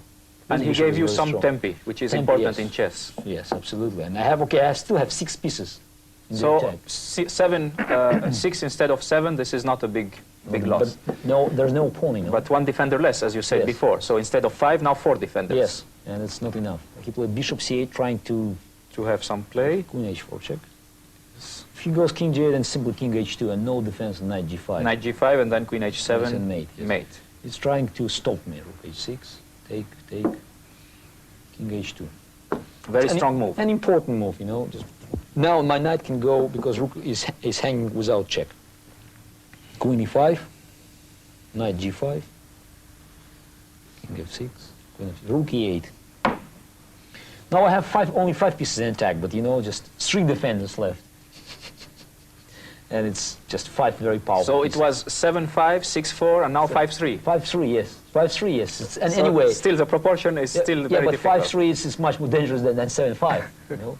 And for instance, any move, if you got bishop b7 here, then it says I have the same combination, but mate Immediately. immediately. He made the only move just to avoid the mate in 3, but anyway, it's here I play this very nice move. Queen takes h6. This is fantastic because in a world championship, it is very unusual to have queen sacrifices. Yes, queen sacrifices. Yes, this is true. Queen takes h6, knight f7 check, queen g6, and here it's unforgivable mistake. You know, you should Yes. take with the rook. Yeah, I know, but I just wanted to take all his pieces, you know, from the board. Because after rook takes g6, It's a mate. Yes, you would mate him just by removing the rook next move. Yes, this is true. Knight e7, then I took on e7, bishop takes e7, and rook g. And rook mate. here, checkmate, because no square for the king, No. and it is mated with the bishop. Yeah, unfortunately, this bishop could. Okay, I took his queen with the bishop. And I think the rest is just... Yes, and this is- okay, I have an extra rook again. So, do you think, Gary, this was the crucial game of the match? Yes. Of course. Yeah, yes. It's not the last game, but it's anyway. It was extremely important, and the match was won. Because Okay, after, I saved the title after this match. The match wasn't won, but I saved the title. It was difficult to believe that I could win the match, but still I could make a draw, which I missed in the last game.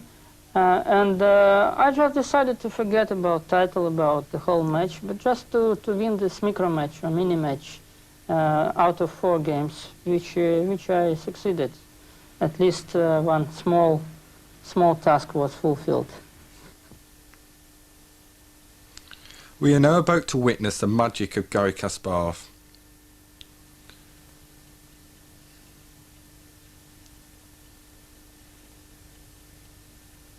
The world champion checks his calculations. It's really important to be accurate at a time like this.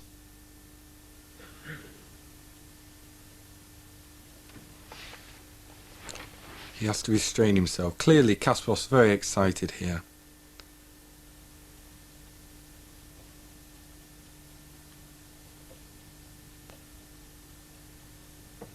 One last check.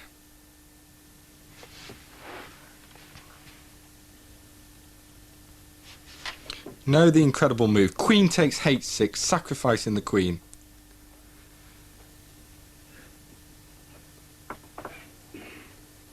The time control's reached, and Kasparov lends Karpov his score sheet to copy up.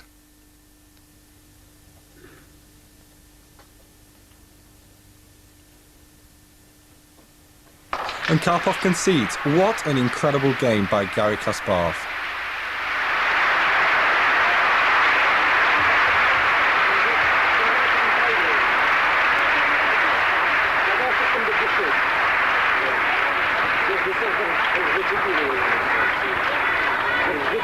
I mean, it's the most, I don't think it's the best game, but it's the most effective for the public. Congratulations. Thank you. Thank you.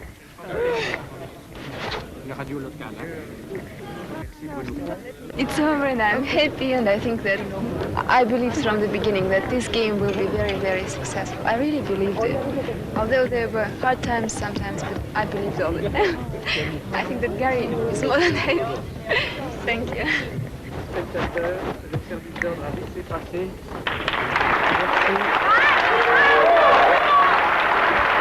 I'm very satisfied. I mean, I've got the initiative, and it's okay. I offered draw in the almost winning position in the game. It's 19, and now finally I won the game in my old style. Because maybe he wanted to beat you too much, no? No, I think it's he played the only tactic to fight for the match, because after game 19 he saw that maybe I wouldn't take too much risk, and that's why he decided to fight today. Okay, he's a great fighter. I mean, what he could do, I mean, he could play the defensive chess, but you know, Karpov is not the player who is satisfied with just. I think he doesn't care to lose too much or to lose 1 point. He wanted to win the match, and that's why he decided to fight. Bad luck.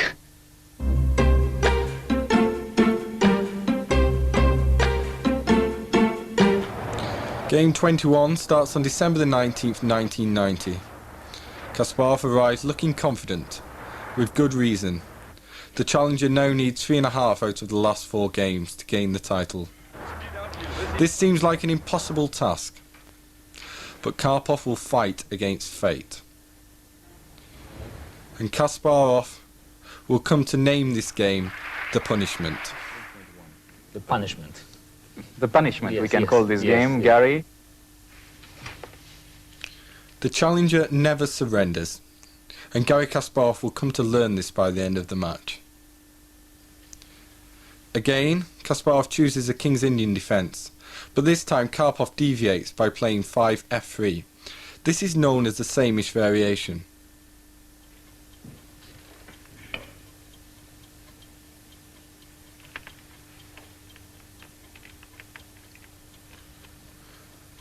On move 17, however, Karpov goes wrong with bishop to c2.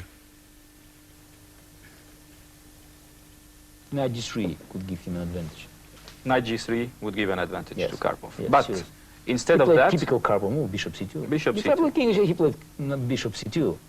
And now after knight f6, the position is very good because I want to go on d7, and this pawn is sometimes... but how can you explain that he plays such a Karpov, move? now just wait, you know.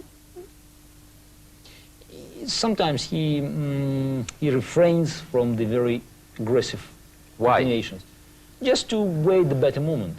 It's his style. Of course, with bishop c2, I lost opening advantage.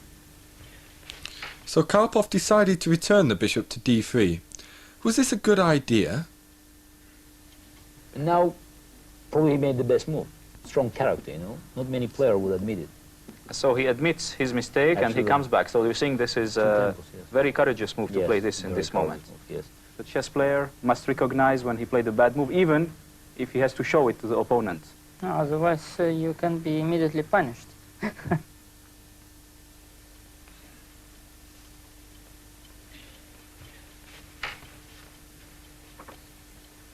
Karpov is manoeuvring in Karpovian style. His knights are hopping around. The c3 knight hops into d5. What an outpost. Here I made a mistake. I took on d5. I should take here. And if he takes here, I have a good counterplay. If he takes with the bishop... You mean if he takes with the Yes, pawn, I then play- bishop g4 yes, attacking the yes, rook with yes. counterplay. If he takes here, then I took on d5. He cannot take with the bishop because queen c7 and knight is a It's problem. not in... Yes, he should take with knight. Yes. And then b5. And the position in the game, which he refused to play, Karpov. This is the position It's a because he took with the pawn Yes. And later on. This is a good position for black. Because this knight is not very solid. And then you're going to have to push in the center later. If yes, but or I have an attack. I mean, he doesn't have the control, the open F line, and black is okay. Here black is okay, and I took here with the bishop immediately in the position. He took with knight. I took here on e4, and he took with the pawn. And now after b5, I don't have the same effect because the knight is very strong. But what is your assessment at that point? White is slightly better. Ever since Kasparov's mistake on move 22, the challenger has been increasing his advantage.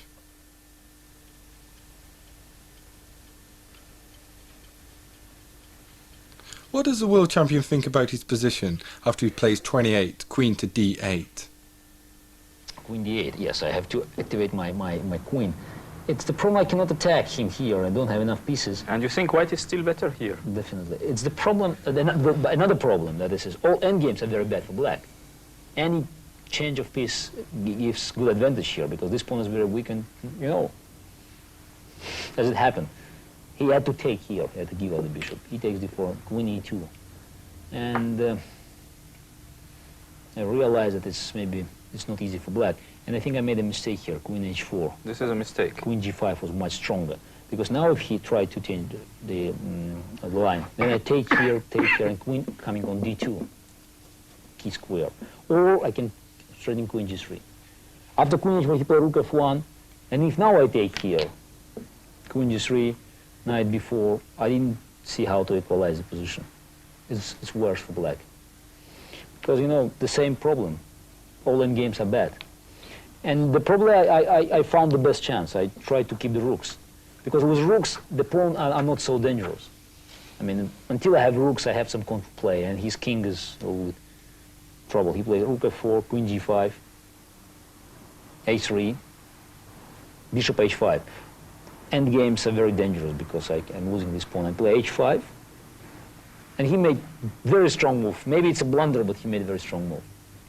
Maybe he didn't... Maybe he didn't understand that it's a very strong move. Actually, everybody asked me, why not knight takes e4? And this is very interesting, because he takes here, king b1, rook takes e4, queen takes e4, unbelievable. And maybe this endgame is lost for black. I decided I couldn't go to this endgame in Because we can explain... Because... if g5, for then instance... it's maybe b4, or bishop d3. He's winning the pawn and it's coming. And just trying to queen. Yeah, yes, but how, I mean, this bishop doesn't work. There's an extra piece. There is a good bishop And against bad bishop. a bad bishop. And two passing pawns. So, Almost lost. And after b4, for instance, he could play a4, you know. And yes. And that's why I decided to take my chance in this position. I decided to take my chance. I played b4, which was probably the best chance. A takes b4, check, and knight b3. At least, you know, in the time trouble is always chance. He repeated the position. And here he played queen f2. Bishop d8, queen d8, rook f7, and I made the best move here, queen e8. And he sealed the move, Karpov. Karpov seals his move. Kasparov leaves the board. So how do the players feel about the position? I don't know, I mean, I did maybe well, but we have to analyze. Very complicated, very complicated. Thank you. I could already win the game. Which move? 39 or 40 move. The adjourned game is played the next day. The chief arbiter plays Karpov's seal move. Pawn to b5. Kasparov gives us his opinion about this. I have to admit he's still the best move, b5, because after knight e7 or rook takes e7 is a draw. Trust me, we analyzed it, it's a draw. b5, and now everything is by force. Queen takes d4. We have to go queen e5 because king h6, bishop c4, completely lost position. Have to go queen e5, and this is an endgame. I think it's a dangerous endgame. The game is still very complicated.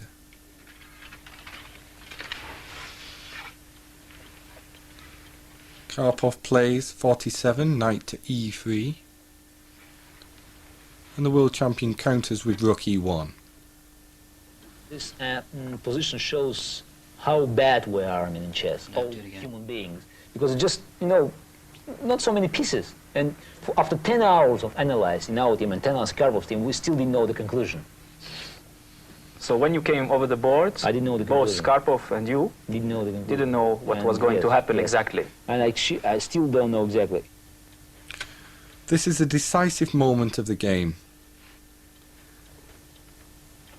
Karpov could have created more problems for his opponent by playing king c4 on move 55, rather than king c3 as he played in the game.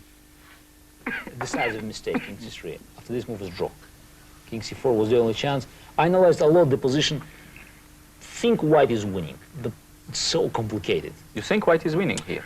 I didn't have enough time, but I think maybe white is winning, but it's not obvious yet. After king c3 is draw, definitely. If I would play king c4 instead of king c3, Kasparov should find the only way to make draw, which he didn't see. It was clear during the adjournment when we analyzed. He didn't see this, but probably he could find this. So. The world champion had come very close to defeat, but Karpov did not seize the opportunity. Karpov continued for 30 moves in an equal position.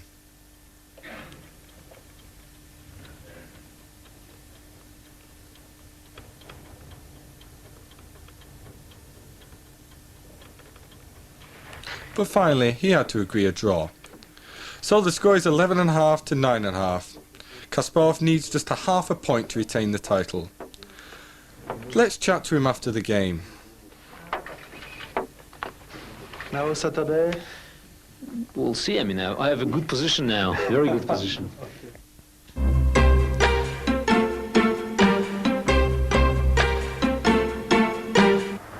The 22nd game of the match starts on December the 26th, 1990. On this day, Kasparov gained the half point that he needed to retain the title until 1993.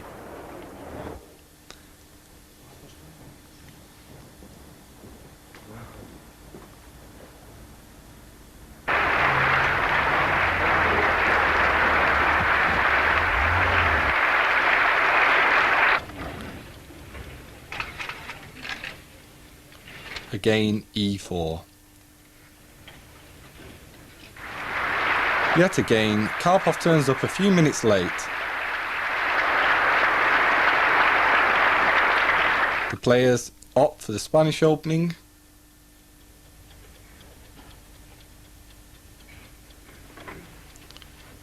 On move 19, the champion plays knight to e4. Karpov replies almost instantly, bishop f7. Was the world champion optimistic about the position? Probably I have to find something else instead of 94, because here it's not very pleasant for white. He's pushing a pawn and knight. Problem in the position, my rook cannot come on g3, without wasting time. This position, I had a choice when I thought. One is a very aggressive move, g4, just to attack. It's not very good, for this game. Another one to play more positionally. Black has some initiative. Karpov is really giving it everything. The champion's under pressure.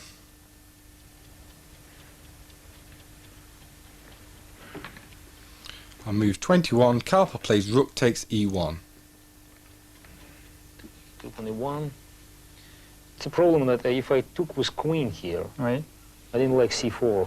Le problème, c'est que s'il prenait And avec it's- la dame, this il is a avait straight peur now, de and C5, my rook C4. Tout à fait. La Trouble. tour est en danger. Yes. And that's why I had to take with knight. Donc, le champion du monde était obligé de faire après tour prend E1 et chaque cavalier prend E1. Et cavalier prend 1, c'était pas extrêmement bon. That wasn't Non. a very good move. C'est No, it's a good move. The position is still equal. I played d4 after which Kasparov by force could exchange most of the pieces. Probably a5 was with more fight. Probably I should choose a5, but d4 was... Of course, black has no any danger after d4. Here I had a choice. Bishop e4. Donc, le coup possible, alternative, était fou E4. Rook a7. Maintenant, Voilà. tour A7. Donc il y a une- Knight e2. Sur cavalier And knight E2, f6. cavalier F6, Bishop f3. fou F3 And d3. et D3. And I cannot take again because of c4. Et on ne peut pas prendre à cause de C4. Voilà, The qui same. cloue la dame. The Et same un idea. clouage donc De sur la cavalier dame. sur la dame, oui. And in Okay. this position I had another possibility. Donc il y avait une autre possibilité dans cette position. Knight e4. Cavalier E4, You have to take here. puis on prend And B5. now I'm just using this difficulty. With black's queen playing f6. Je joue maintenant F6. J'utilise donc la position difficile des noirs. Because it's hard to take the pawn. For C'est instance, difficile if de they prendre avec take, le cavalier, cavalier D7 prend then I F6. take, Maintenant cavalier take, prend, puis on and prend. this is very dangerous Et attack. dame Oui, parce que la colonne est G4 complètement échec. ouverte. Hein, la colonne G, elle est tout à fait Yes. ouverte. Yes. And if he plays g6, then S'il I joue go rook G6, g3. et maintenant je peux jouer tour G3. It's very dangerous as well. Et c'est une position très dangereuse And également. I refuse because rook takes s3. J'ai refusé ça à cause de tour prend A3, B prend A3, cavalier D5, Take on puis on g7, prend bishop G7, g7. fou prend G7. And this is a position when I have some attacking chances, but the C'est une pawns are very position dans dangerous. laquelle j'ai des chances d'attaque, mais les pions noirs Ils sont extrêmement dangereux. Hein. Il y a extrêmement deux pions dangereux. passés là, Yes, qui arrivent tout yes, droit Yes. vers... Maybe still draw. I could play knight d6, but C'est peut-être encore égal, je peux jouer cavalier D6, mais j'ai pas voulu Too prendre. risky.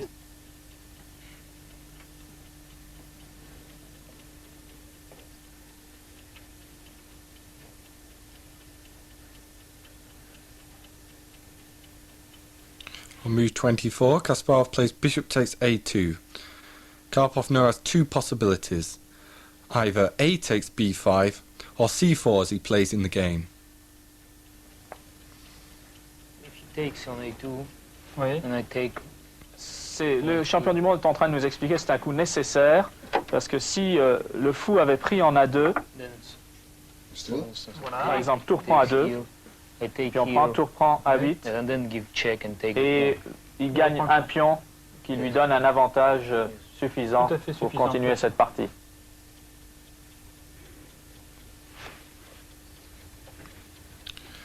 Now the champion plays rook takes a6. Is he looking for the draw? Oh, I'm looking for the best move. Actually, I didn't have big choice here. And then I think Kasparov didn't see this knight c5, after which white has 2 pawns up, but position is very, very dangerous. And so your assessment in this position, was there any chance for you to win this game or to have a big advantage?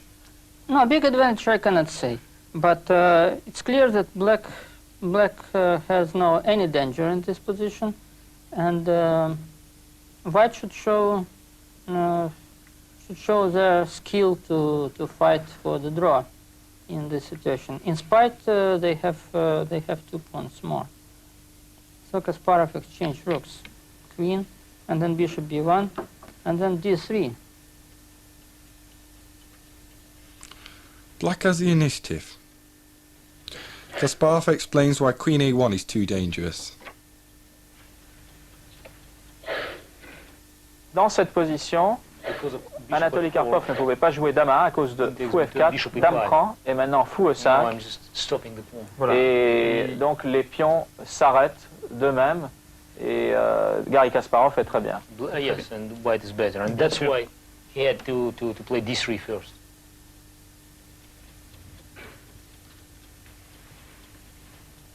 The critical moment of the game will occur on move 29. Kasparov plays b3. The position is complex, but the champion should be hoping for a draw.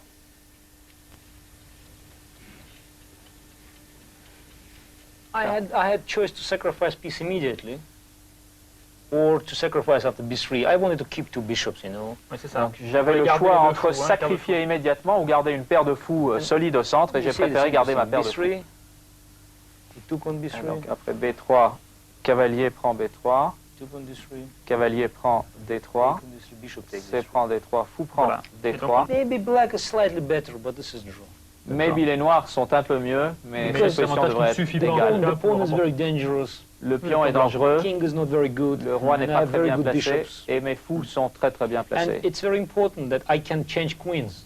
C'est très important que je puisse And then changer draw. les dames, et à ce moment-là, I c'est mean, nul immédiatement. Any change of pieces, it's normal for white. Chaque fois que j'échange une pièce donc avec les blancs, Any je bishop fais quelque queens. chose. Only progresse I vers have la to nulle. keep his knight, you know, because knight is not a good piece. Je to dois stop the pawn. simplement faire attention au cavalier qui peut donc arrêter le pion.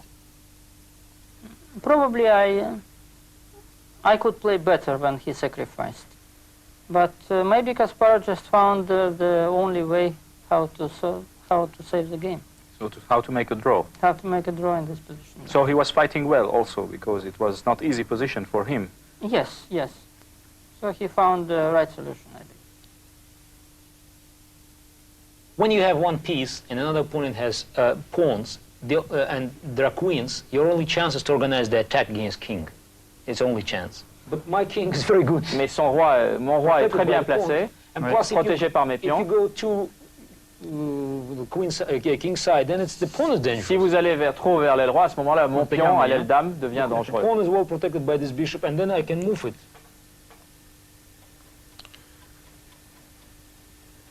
Karpov is going to play his 33rd move. King to h7. Kasparov now consolidates with move 34, bishop c4. This move. Now white is definitely not worse. Now white stands well, but the champion's obviously looking to force a draw.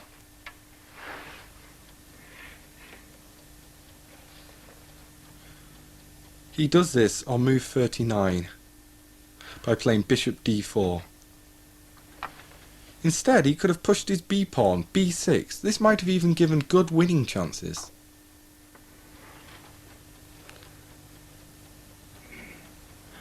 Here, okay, this is still draw. If he plays bishop e5, it's draw. S'il joue fou e5, c'est encore Voilà. nul. Mais It's bishop e5, and this is after queen c6, he plays Et après dame knight c6, b7 cavalier and b7, bishop f6.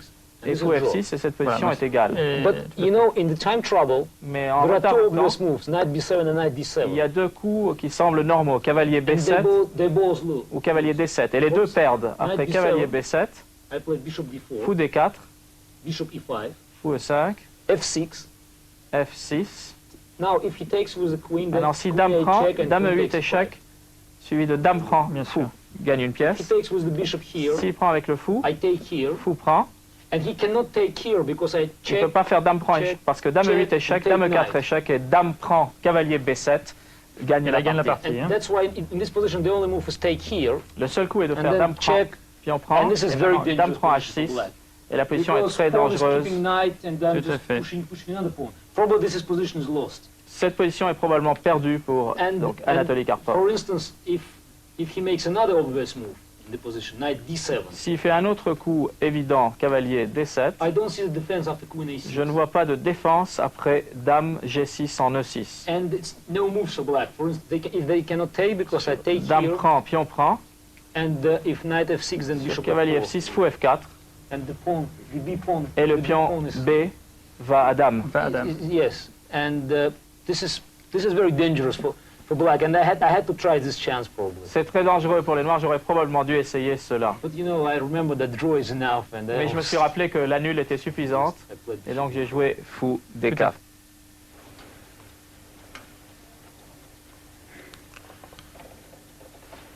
Karpov retreats the king to h8. Kasparov takes the draw by playing Queen e8 with perpetual check. The score is 12-10, so Kasparov retains the title. Is he ecstatic? Yes. Yes. So what? That's the only commentary? Very tough. I mean, the match is, it's hard to talk now because match is not over. I have to finish this match with a good score. I mean, not to give any dissatisfaction for my new title. But anyway, I'm extremely happy because match was very difficult, very, very difficult. Karpov was well prepared. He played I think it's great chess, and it's I had to spend a lot of energy, and it was tough.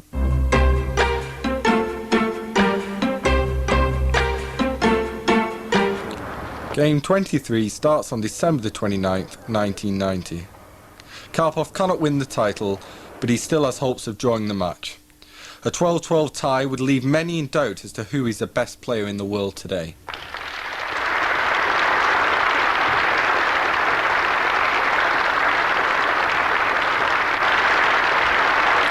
Today, Karpov wins an effortless victory. Let's ask him about it. I should play complicated chess today because I had no other choice. But I must say also Kasparov had the same idea to play complicated. So, d4, knight f6, c4. I think this is a mistake already. This is a mistake. Yeah, it's you have to change the opening. Even without preparation, you could play, I don't know, e6, for instance, here in the position. c6, and then any move, different the opening, and you win the game. So why did you play this? Because you tell me now this is a mistake. No, it's first of all, I didn't want to play chess anymore. It's the most important task was completed. I retained my title, and for me, yes, and for it was very difficult to play. And to play the new opening, you need some. You should be encouraged by something. And then I decided, okay, it's not maybe good. It's bad. I knew that it's a bad decision. But at least I know it, and I had some ideas. Let's try the old Evil is better than. So you think that by having already 12, there is a depression, yes, and you don't really like to play anymore? Yeah, this is true. Yeah, and this is a bad decision. So knight c3. A really bad decision. The King's Indian opening was played just as in game 21. But then, Kasparov decided to deviate on move 8. Queen h4 check. Did this surprise Karpov? Surprise. No, this is not new move because Kasparov played I think with white against Seravan. He was close to win, but he didn't win. This is well-known queen sacrifice after g3, knight takes g3, queen f2, knight takes two bishops. Donc c'est une partie qui est très connue. Kasparov avait joué ça avec les Blancs contre un Américain qui s'appelle Yasser Seravan, champion des États-Unis. Et là, on connaît la suite normale. Donc g3. Knight takes g3. Cavalier prend g3. Queen f2. Dame f2. Knight takes f1. Cavalier prend f1. Queen takes h4. Dame Knight prend takes h4. e3. Cavalier prend Then e3. king e2, the best move. Et là, roi e2, le meilleur coup. Knight takes c4. Cavalier prend c4. And then black has two bishops and 2 pawns for queen. So this is unclear position with slight advantage for white. And also, very long time ago, I had game, I think against Velimirovich, I played this variation. Kasparov seems worried.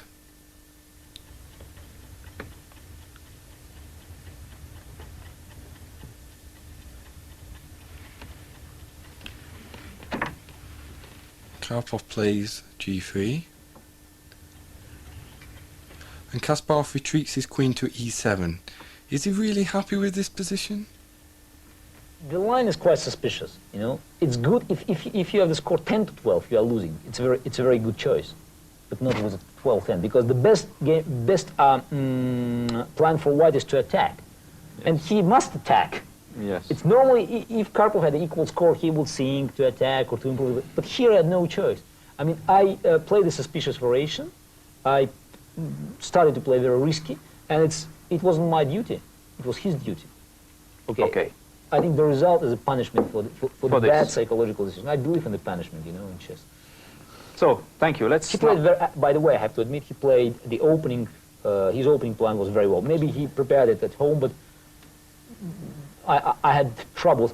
He didn't have a decisive advantage after the opening. but he gave some problems to me I couldn't solve, especially in this day. Karpov seems 20 years younger today. He grabs the initiative. Kasparov is really under pressure.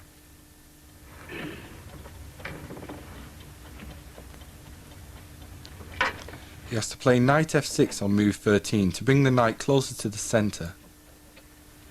So probably Kasparov was afraid of to put knight on c5, because in this case white could exchange in some variations knight on c5 and then moving pawn on g4 and to get control over white squares in the center. Donc probablement Kasparov n'a pas voulu jouer ça, il a eu peur d'un échange donc fou contre cavalier et puis ensuite d'avoir un contrôle des cases au centre avec G3, G4. First G4 Bien and sûr. then... D'abord G4 pour contrôler la case F4 et ensuite fou prend C5 comme nous le fait remarquer maintenant Anatoly Karpov. So that's why he didn't want to put knight on c5. C'est pour ça qu'il n'a pas remis son cavalier ici et qu'il est revenu donc de H5 en F6.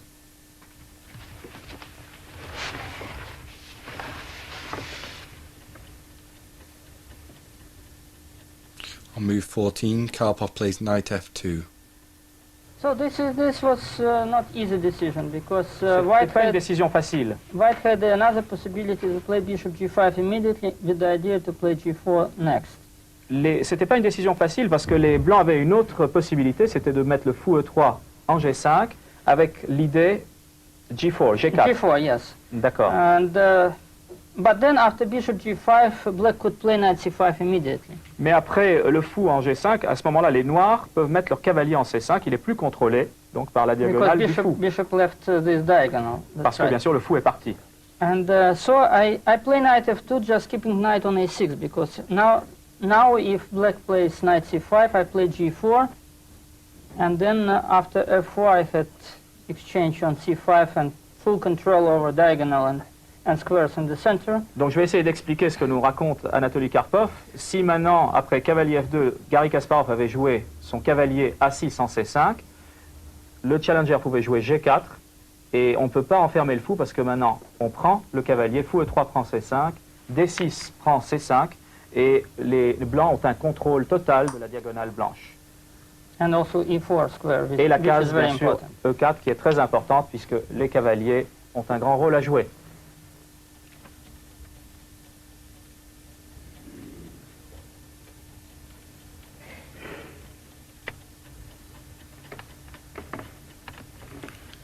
Karpov pushes g4. If black would play another move, not knight c5, then I would have maybe another moves also. But after knight c5, I have no time already. And I made all the moves just to prepare g4. If I don't play g4, then I should play another way three moves ago. Donc, le challenger nous raconte que maintenant c'est la seule voie parce que le cavalier est bien placé ici et il faut très vite attaquer contre le roi donc, de Garry Kasparov. Et s'il n'avait pas joué ce coup-là, il aurait fallu qu'il planifie sa stratégie différemment quelques coups auparavant. Nous allons revenir donc pour voir ce qu'a joué Garry Kasparov qui vient de jouer très agressivement E5, E4. This was played very aggressively. Do you think this is a good move? Vous pensez que c'est un bon coup?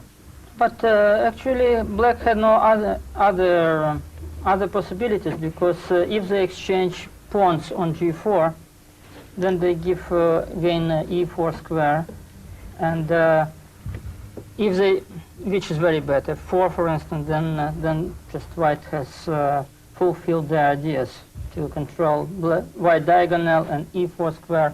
Donc ce que vient de nous expliquer Anatoly Karpov, c'est que si les noirs échangent en g4, f3 prend g4, yes. Avec donc un contrôle total de cette case et une attaque possible ensuite avec les pions Yes, sur l'aile droite, H5. H4, H5, et là on va très vite essayer de gagner le fou donc du champion du monde. Ou bien alors l'autre possibilité c'est de jouer, comme il nous le disait, F5, F4, et c'est un mauvais coup parce qu'il y a un contrôle encore total de cette case qui va permettre à Anatoly Karpov d'attaquer le roi du champion du monde qui aura du mal à se défendre. Donc la seule possibilité c'est de contre-attaquer et de jouer E5, E4. This is the only possibility. Yeah, this is typical counterattack in the center.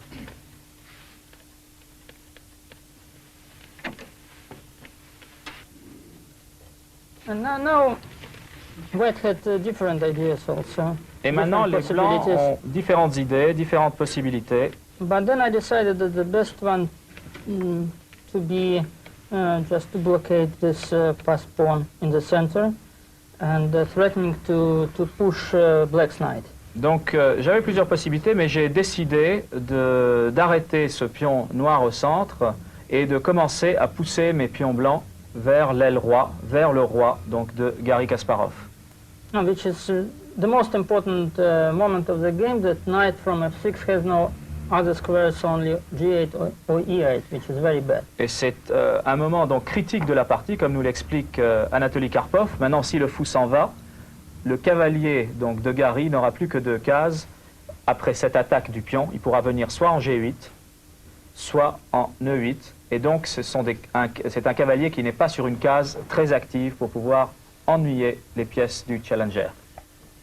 So that's why bishop e3. C'est pour ça que dans cette position, Anatoly Karpov a joué fou g5 en e3. So Karpov drops the bishop back to e3.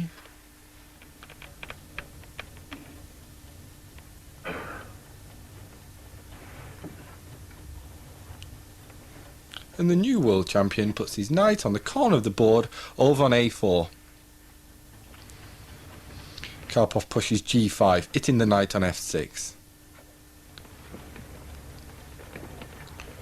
Kasparov trades knights on c3. Quickly, Karpov recaptures b takes c3. Kasparov's under pressure here. So now Kasparov was thinking quite a long time. Et maintenant Kasparov a réfléchi très longtemps avant de jouer cavalier g8. Yes, he put it knight on g8. Of course, knight e8 just to protect bishop on g7. Il était possible aussi de mettre donc le cavalier en e8 should be considered also. Pour défendre le fou en g7. Ça doit aussi être pris en considération. But on the other hand, knight on e8 is very bad placed because knight separates rooks. Mais d'un autre point de vue, le cavalier est très mal placé puisqu'il coupe la communication entre les deux tours. And also knight has no moves from e8. The only idea is after bishop d4 Mais le cavalier n'a plus de case. Protected. La seule idée, c'est d'avoir le fou défendu par le cavalier plus tard. Mais c'est vrai que le cavalier n'a plus de case, comme nous l'annonçait maintenant Anatoly Karpov.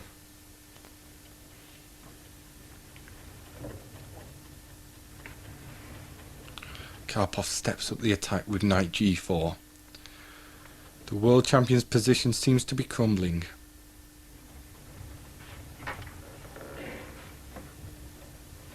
So I believe this was the strongest move of the game. Et maintenant cavalier f2 en g4, et Anatoly Karpov nous annonce que c'est probablement le coup le plus fort de la partie. Now white has an idea just to push h pawn. Maintenant les blancs ont une idée, c'est de pousser donc le pion.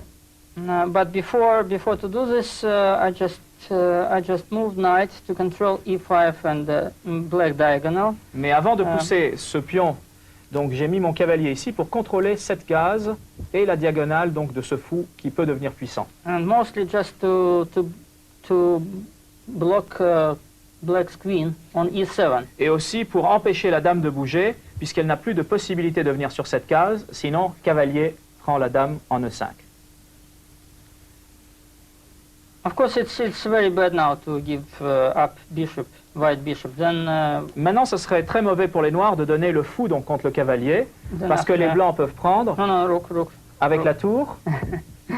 Excusez-moi. Rook must take, and then la tour doit e4 prendre. pawn is very hardly protected, and then black never has an idea to have counterattack on the queen side. Donc le pion noir sera difficilement défendable et les noirs n'ont pas vraiment de contre-attaque à l'aile dame.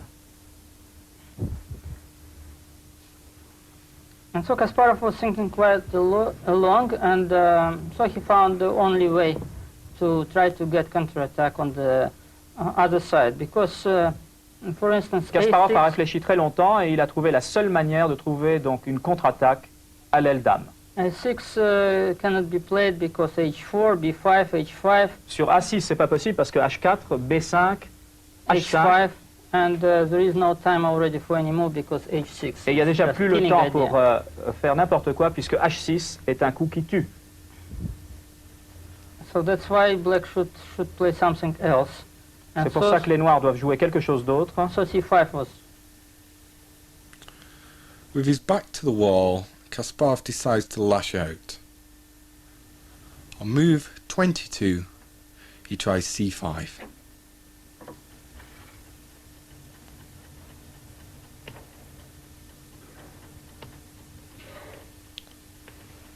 Karpov is not intimidated. He captures the pawn en passant.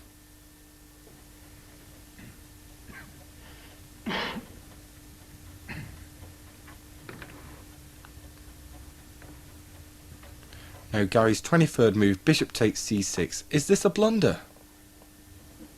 I think this was decisive mistake.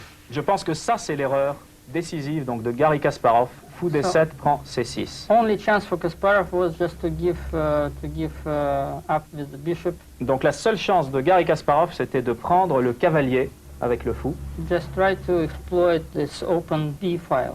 et essayer d'exploiter cette colonne B ouverte. Donc après, what do you play after? Rook takes G4. Maintenant, je fais donc tour prend G4, B takes C6. B prend C6, Then Queen takes D6. Dame prend D6, Queen B7. Dame B7. And so in my calculations, first I thought that Queen D7 was winning. Dans mes calculs, j'avais pensé d'abord que Dame D7 gagnait. Probably Kasparov also saw this move and he decided it was immediate loss.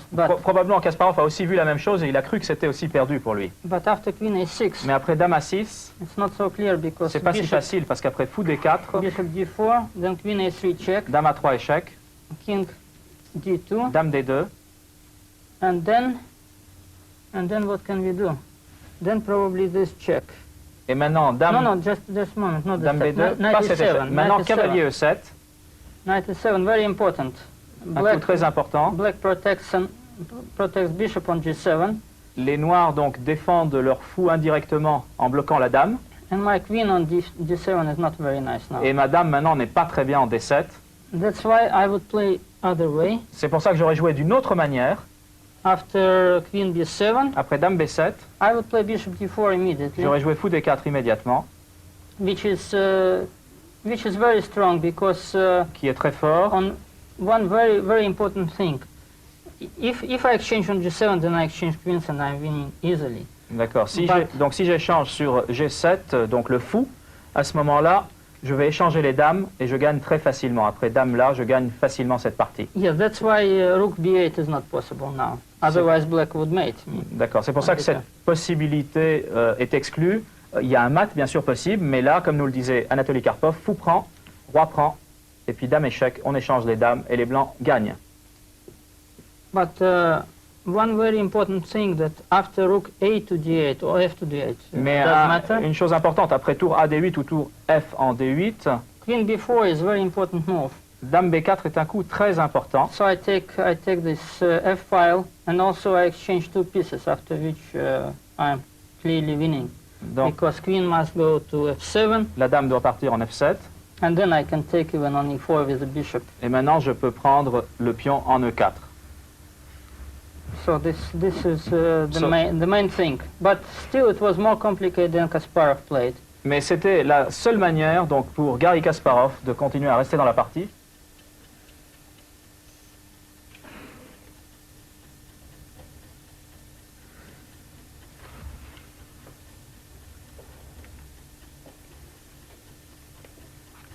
Anatoly Karpov pushes his pawn on the wing with h4.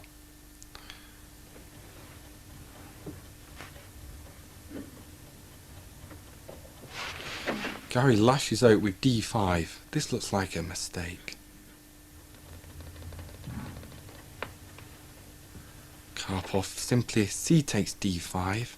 Now where does the bishop go?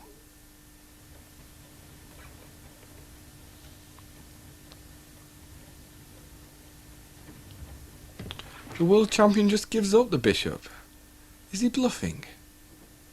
Kasparov tried some last tricks in the game.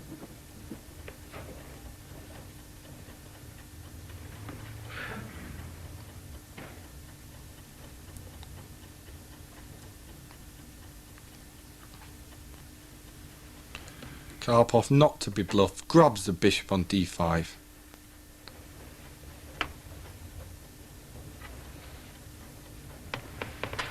Kasparov plays rook c8, hitting the pawn on c3. Very calm play by Karpov. He offers the exchange of queens. Surely white's winning now. This was last trick of Kasparov. Fou d4, c'était le dernier piège de Rook Kasparov. takes c3. Tour prend c3, échec. Then if bishop takes, queen a3, check and mate. Si fou prend c3, maintenant dame a3, échec. Et sur roi b1, dame Queen prend c3. With some chances to mate, yes. Avec de bonnes chances donc de poser des problèmes au roi blanc.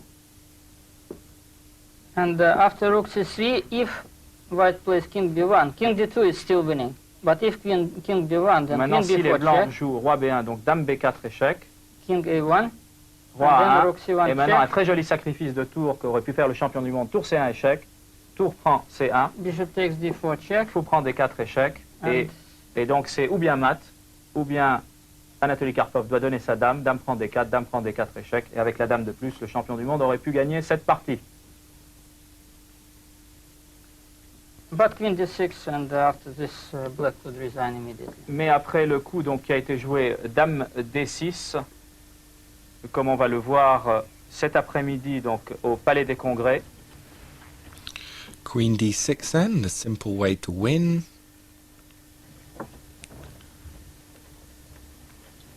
And Garry Kasparov grabs the c-pawn with check. Karpov puts the king safely on b1. Kasparov's hoping for a miracle with queen f7.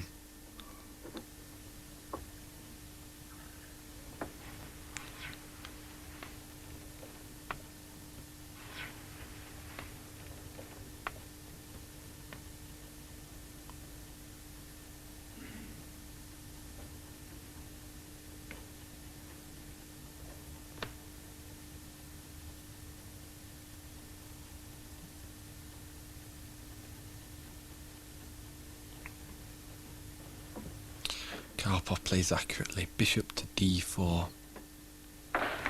And Kasparov concedes defeat. So Kasparov's lead is cut to 12-11 with just one game to go.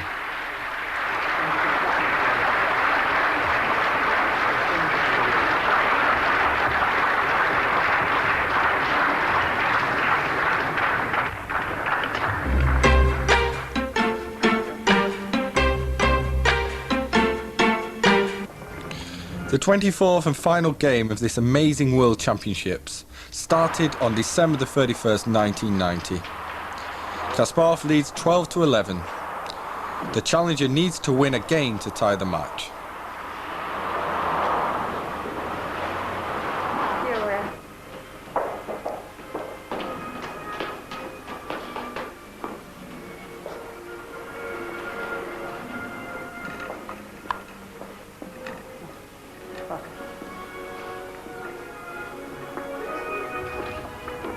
Kasparov has the white pieces and we can expect him to put up the barricades. I told you before game 23 that it's, I didn't want to play it, you know. For me, the match was over, and it's like after the end of marathon, you should run 3,000 meters extra.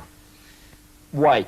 But I understood that I couldn't allow to lose the game.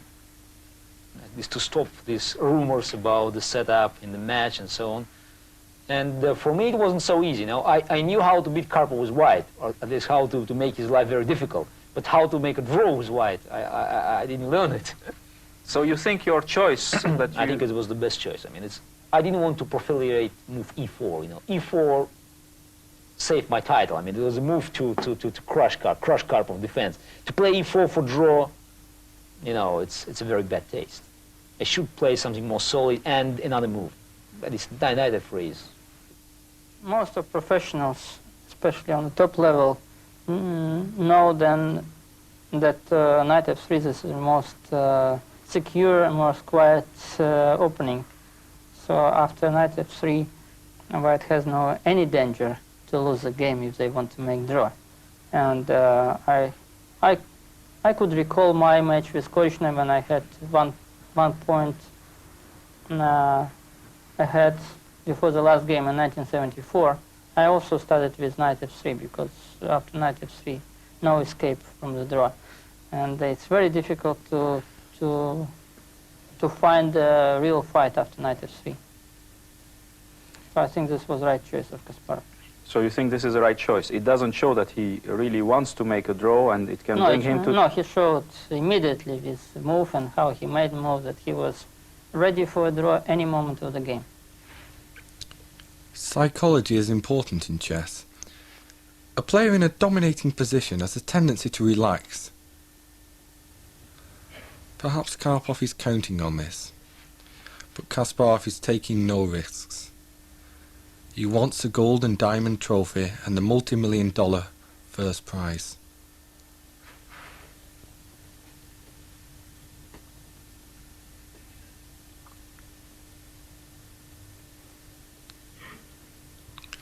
Kasparov ponders and finally plays d3. And now the world champion explains why he was unhappy with his next move. After rook e1, white is slightly better. So e4 was probably... e4 was good if he played d5, then I play rook e1, and I have good position, because if he closes, I have strong center. If he takes here, because he cannot take twice here, it's mate on g7. Yes, we can show it, because after bishop takes, rook takes, knight takes, mate. This is mate. And now I think Kasparov made mistake. He played e4, after which he should suffer a little bit, because he considered d5, which is quite clear, but in reality there is no sense to open center or to put my pawn to d4, because then we get structure of King's Indian, and then black has no any plan to develop initiative in the center, but white is better on both sides, on queen side and king side, and they have two bishops. This quite known advantage. But a6, this move Kasparov didn't see, I believe, when he played e4.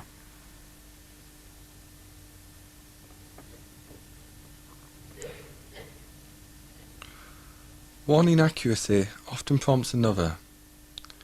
That's what happened to the world champion when he played c4 takes b5. What does Karpov think about the move? Then I was surprised with probably next 10 moves of white, because from equal position Kasparov could play rook a to b1, bishop c3, so just not to make any action. So you mean he could play this? And bishop c3, yes, and just to keep the position, I have any ideas. And this is equal? This is absolutely equal, with some chances for white in the future because of two bishops. Instead, Kasparov lost nerves, or... So you think this was another crucial moment of the match? Yes, sure. Kasparov just could not keep tension anymore.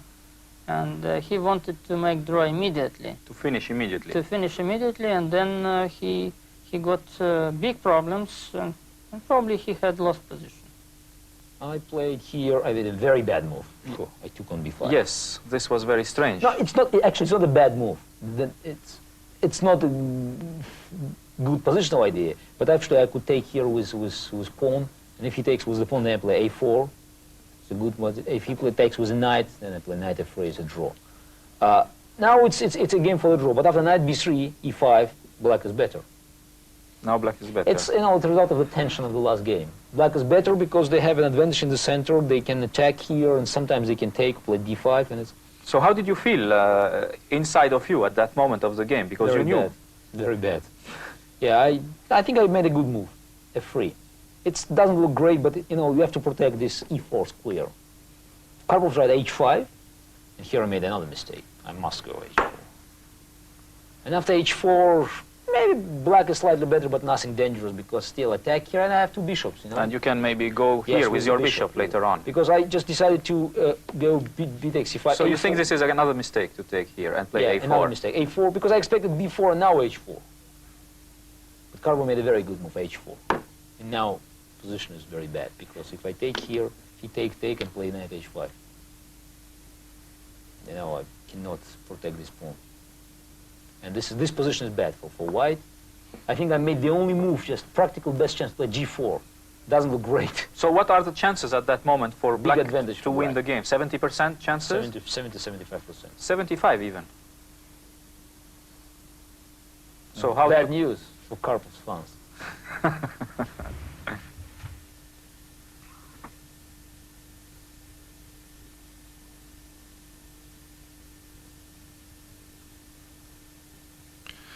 Karpov pushes c4. Karpov plays c4, you know, it's tension. In the situation of the match before was the best. Probably c4 is stronger what I played. Yes. But just if we consider to keep the tension still. The situation in the match, it's much more difficult for white to play after b4 than after c4, because c4 forces the situation. Yes, but why did you play c4 if you have the choice and you are a player who is known to can keep the position for hours and hours? Why did you finally maybe you wanted to get rid of the match, you wanted to finish immediately, you couldn't stand the tension? No, what happened exactly? Just for 1 or 2 minutes I lost control over myself, and I just missed very simple way. After c4, only move, b takes a4, bishop a3. When I calculated all the variations with c4 or b4, I just thought that anyhow, queen e6, queen d8, white can't play knight c5 because queen b6, and I just forgot rook b1, queen a7, which I saw, and then I forgot that queen takes a4, and taking my queen on a7. So you forgot this line after rook this? b1, queen a7, queen takes queen a4. takes a4, and now white is a pawn up. Yes. c4, you know, it's tension. d takes c4, b takes c4, and now I'm sure he calculated some combinations, rook a4, knight c5, and it's bad for white. But after knight c5, this is bad, because probably bishop a3. Bishop a3, then rook takes b3. But after queen takes... This rook is hanging. Queen takes b3, knight takes b3, and rook is hanging. No, I think he calculated it properly. But I think he overlooked possibility bishop a3. Now the bishop is getting stronger, much stronger. Anyway, after the queen e6, black is better, still much better. But at least I have some chances, you know, to protect, because I have a good bishop and his bishop doesn't play. He played queen d8, and after knight c5, it's not so dangerous for white anymore. This moment already I lost most of my advantage. I missed it. Of course, I should. How did you feel at that moment inside of you, when you saw that you probably? No, I was very disappointed. Of course, at this moment. So now you relaxed after this move? No, I was still tensioned, but I felt that the most dangerous is behind me. He played bishop c6, I don't know, it's pawn sacrifice. He wanted to keep queens, but I won the pawn, you know. Now there's no this dangerous pawn. He could combine, you know, this dangerous pawn in the end game and attack. Now there's no pawn, and he cannot use this square for his rook anymore, it's important. And I have only problems here. Okay, fine, it's not... If you have problems in one side, it's not dangerous. So take here. I change knights again, rook c3. I think its position is equal. Black has enough compensation, and he should check give check first, and then queen a5. He put queen a5 immediately, and after rook d3, now black should be very... black is lost. No, it's not yet lost. I mean, I think the position is still not so clear. He made here another mistake. I think it says bishop a4, queen e1, probably, I don't remember. Oh, queen c7 was the only move. If bishop c6, queen takes c4. Not clear. I mean, black is worse, but it's not clear. He made a move queen a6, and after this move he's lost. Bishop c1, he is losing the material, because if he takes here, I play rook c3, queen d4, bishop e3. It's hanging. He made probably the only move, knight d6, rook a3, bishop e3, queen d6, what else? And here I made my move, rook takes a4, and I made a very unique draw. For draw, as I said, was a position of the big strengths. So this was a very fair... Not fair. I mean, I knew the result. I think it's enough. The game was completely won. Black should resign. But people saw it as a very fair thing Well, from your part, because the match was very tough, and it was a very fighting style. Yeah, no, it was, yes, maybe it was fair, but it was a pure decision. I mean, the match was over for me. I played, these 2 additional games, and I didn't want to win the game. The position is completely winning. She should resign. I have plenty of time in 5 moves to adjourn. Resigning without an adjournment. The game was won. But, show, I don't need it.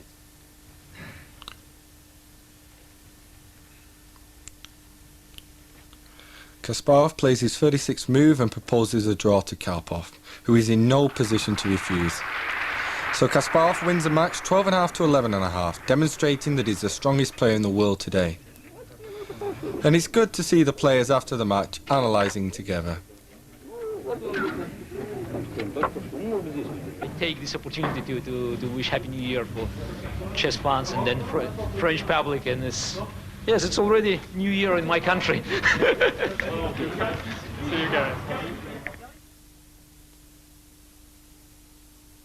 So as you could see with our analysis, so I could win today. I missed better position and good chances to beat Kasparov. So I played very good game actually, but then I made mistake in one move. I just wrongly sacrificed pawn. I should protect this pawn, and then I had much better position. So, but this is a game. What's happening? These chances. What's happened in 3 years, according to you? Well, we shall see. We shall see. I will play. I will fight. You think you still have chance to beat this man, or you start to have Of course, why not? What's he? How can you beat him? Hmm? Do you have a strategy? How do you know how you can beat him? No, now first I have to think about how to beat others, and then to make strategy how to beat Kasparov. But I think in these matches, in this last 2 matches, I had good chances. So I missed in Sevilla, and unfortunately I missed here. Thank you.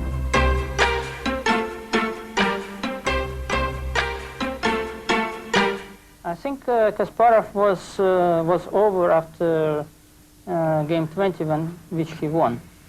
And so if I would be even a little bit more lucky, then I could get back all the point difference. Thank you. How can you explain that in critical moments, in all your matches with Karpov, in the critical moment, he collapsed completely? How he doesn't stand the pressure, or you are able to stand the pressure much more than him? It happened in 5 matches. Yes, but in every always match. In the important game. Yes, he lost all important games. But once you said that the difference between a great champion and the other is this critical moment when you win the game, when you make the decision. Yes, I can repeat it again. I think Karpov, maybe it's a problem that Karpov never played match against the champion of his time, Fischer. And that's why he is not ready for the big fight. He never had an opponent of his strengths. And that's why he wasn't ready for the big match against me in 80s. Oh, I should win several games which I didn't.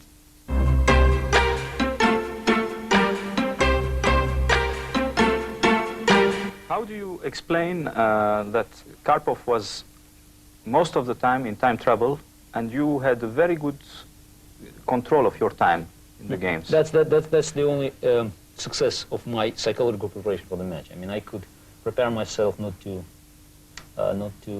waste time, and to control my time, not to just one the game's 3. I wasted my advantage, being in time trouble. I had an almost winning position. That's all. Normally, I had enough time to think about the position, and it's important. And Karpov, he's quite heavy now, I understand, as a player.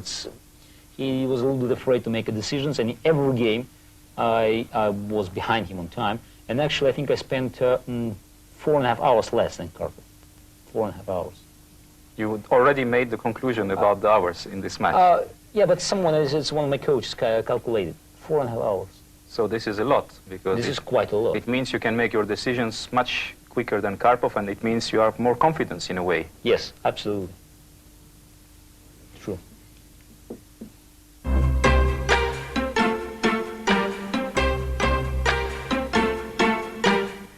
changes?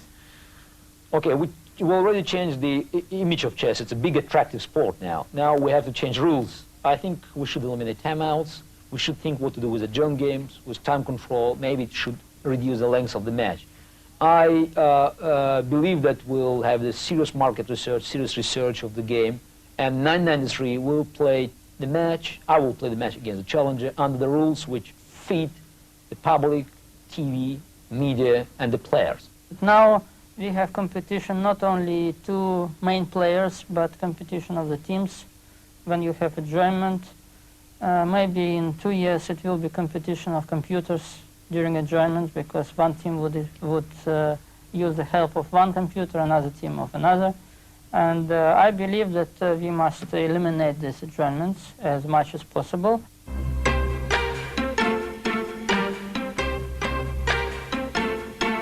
have to admit that I needed Karpov to be Kasparov as I am today. He forced me to study chess and to learn many things, and I forced him. So he improved because he played with me, I improved because I played with him. So this is just mutual influence over each other. Chess is a fight of two different, types, and it's and maybe it's our fight is well placed at the chessboard. Spassky is associated with Fischer, and Fischer is associated with Spassky because they played match for the world title. And for 10 years my name was associated with Точно because we were playing for the world title. And now we are playing for 7 years already with Kasparov. It's a great chess player and the only appropriate opponent for me in the chess world. I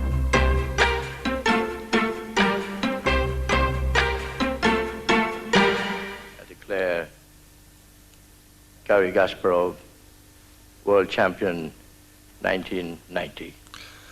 FIDE President Florencio Campomanes has just crowned Garry Kasparov world champion for the 4th time in a row. This marathon match, which started in New York, lasted 84 days and the players spent more than 130 hours facing each other. Garry Kasparov will defend his title again in 1993. But who will be there to challenge him? Since 1985, when he became the king of the chess world, he has crushed all opposition in match and tournament play.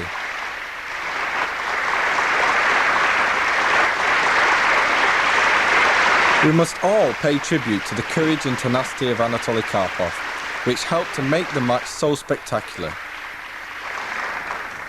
And look at Kasparov. After such a long match, and he's still not too tired to take on Lyon's mayor, Michel Noir. And he seems to be doing rather well.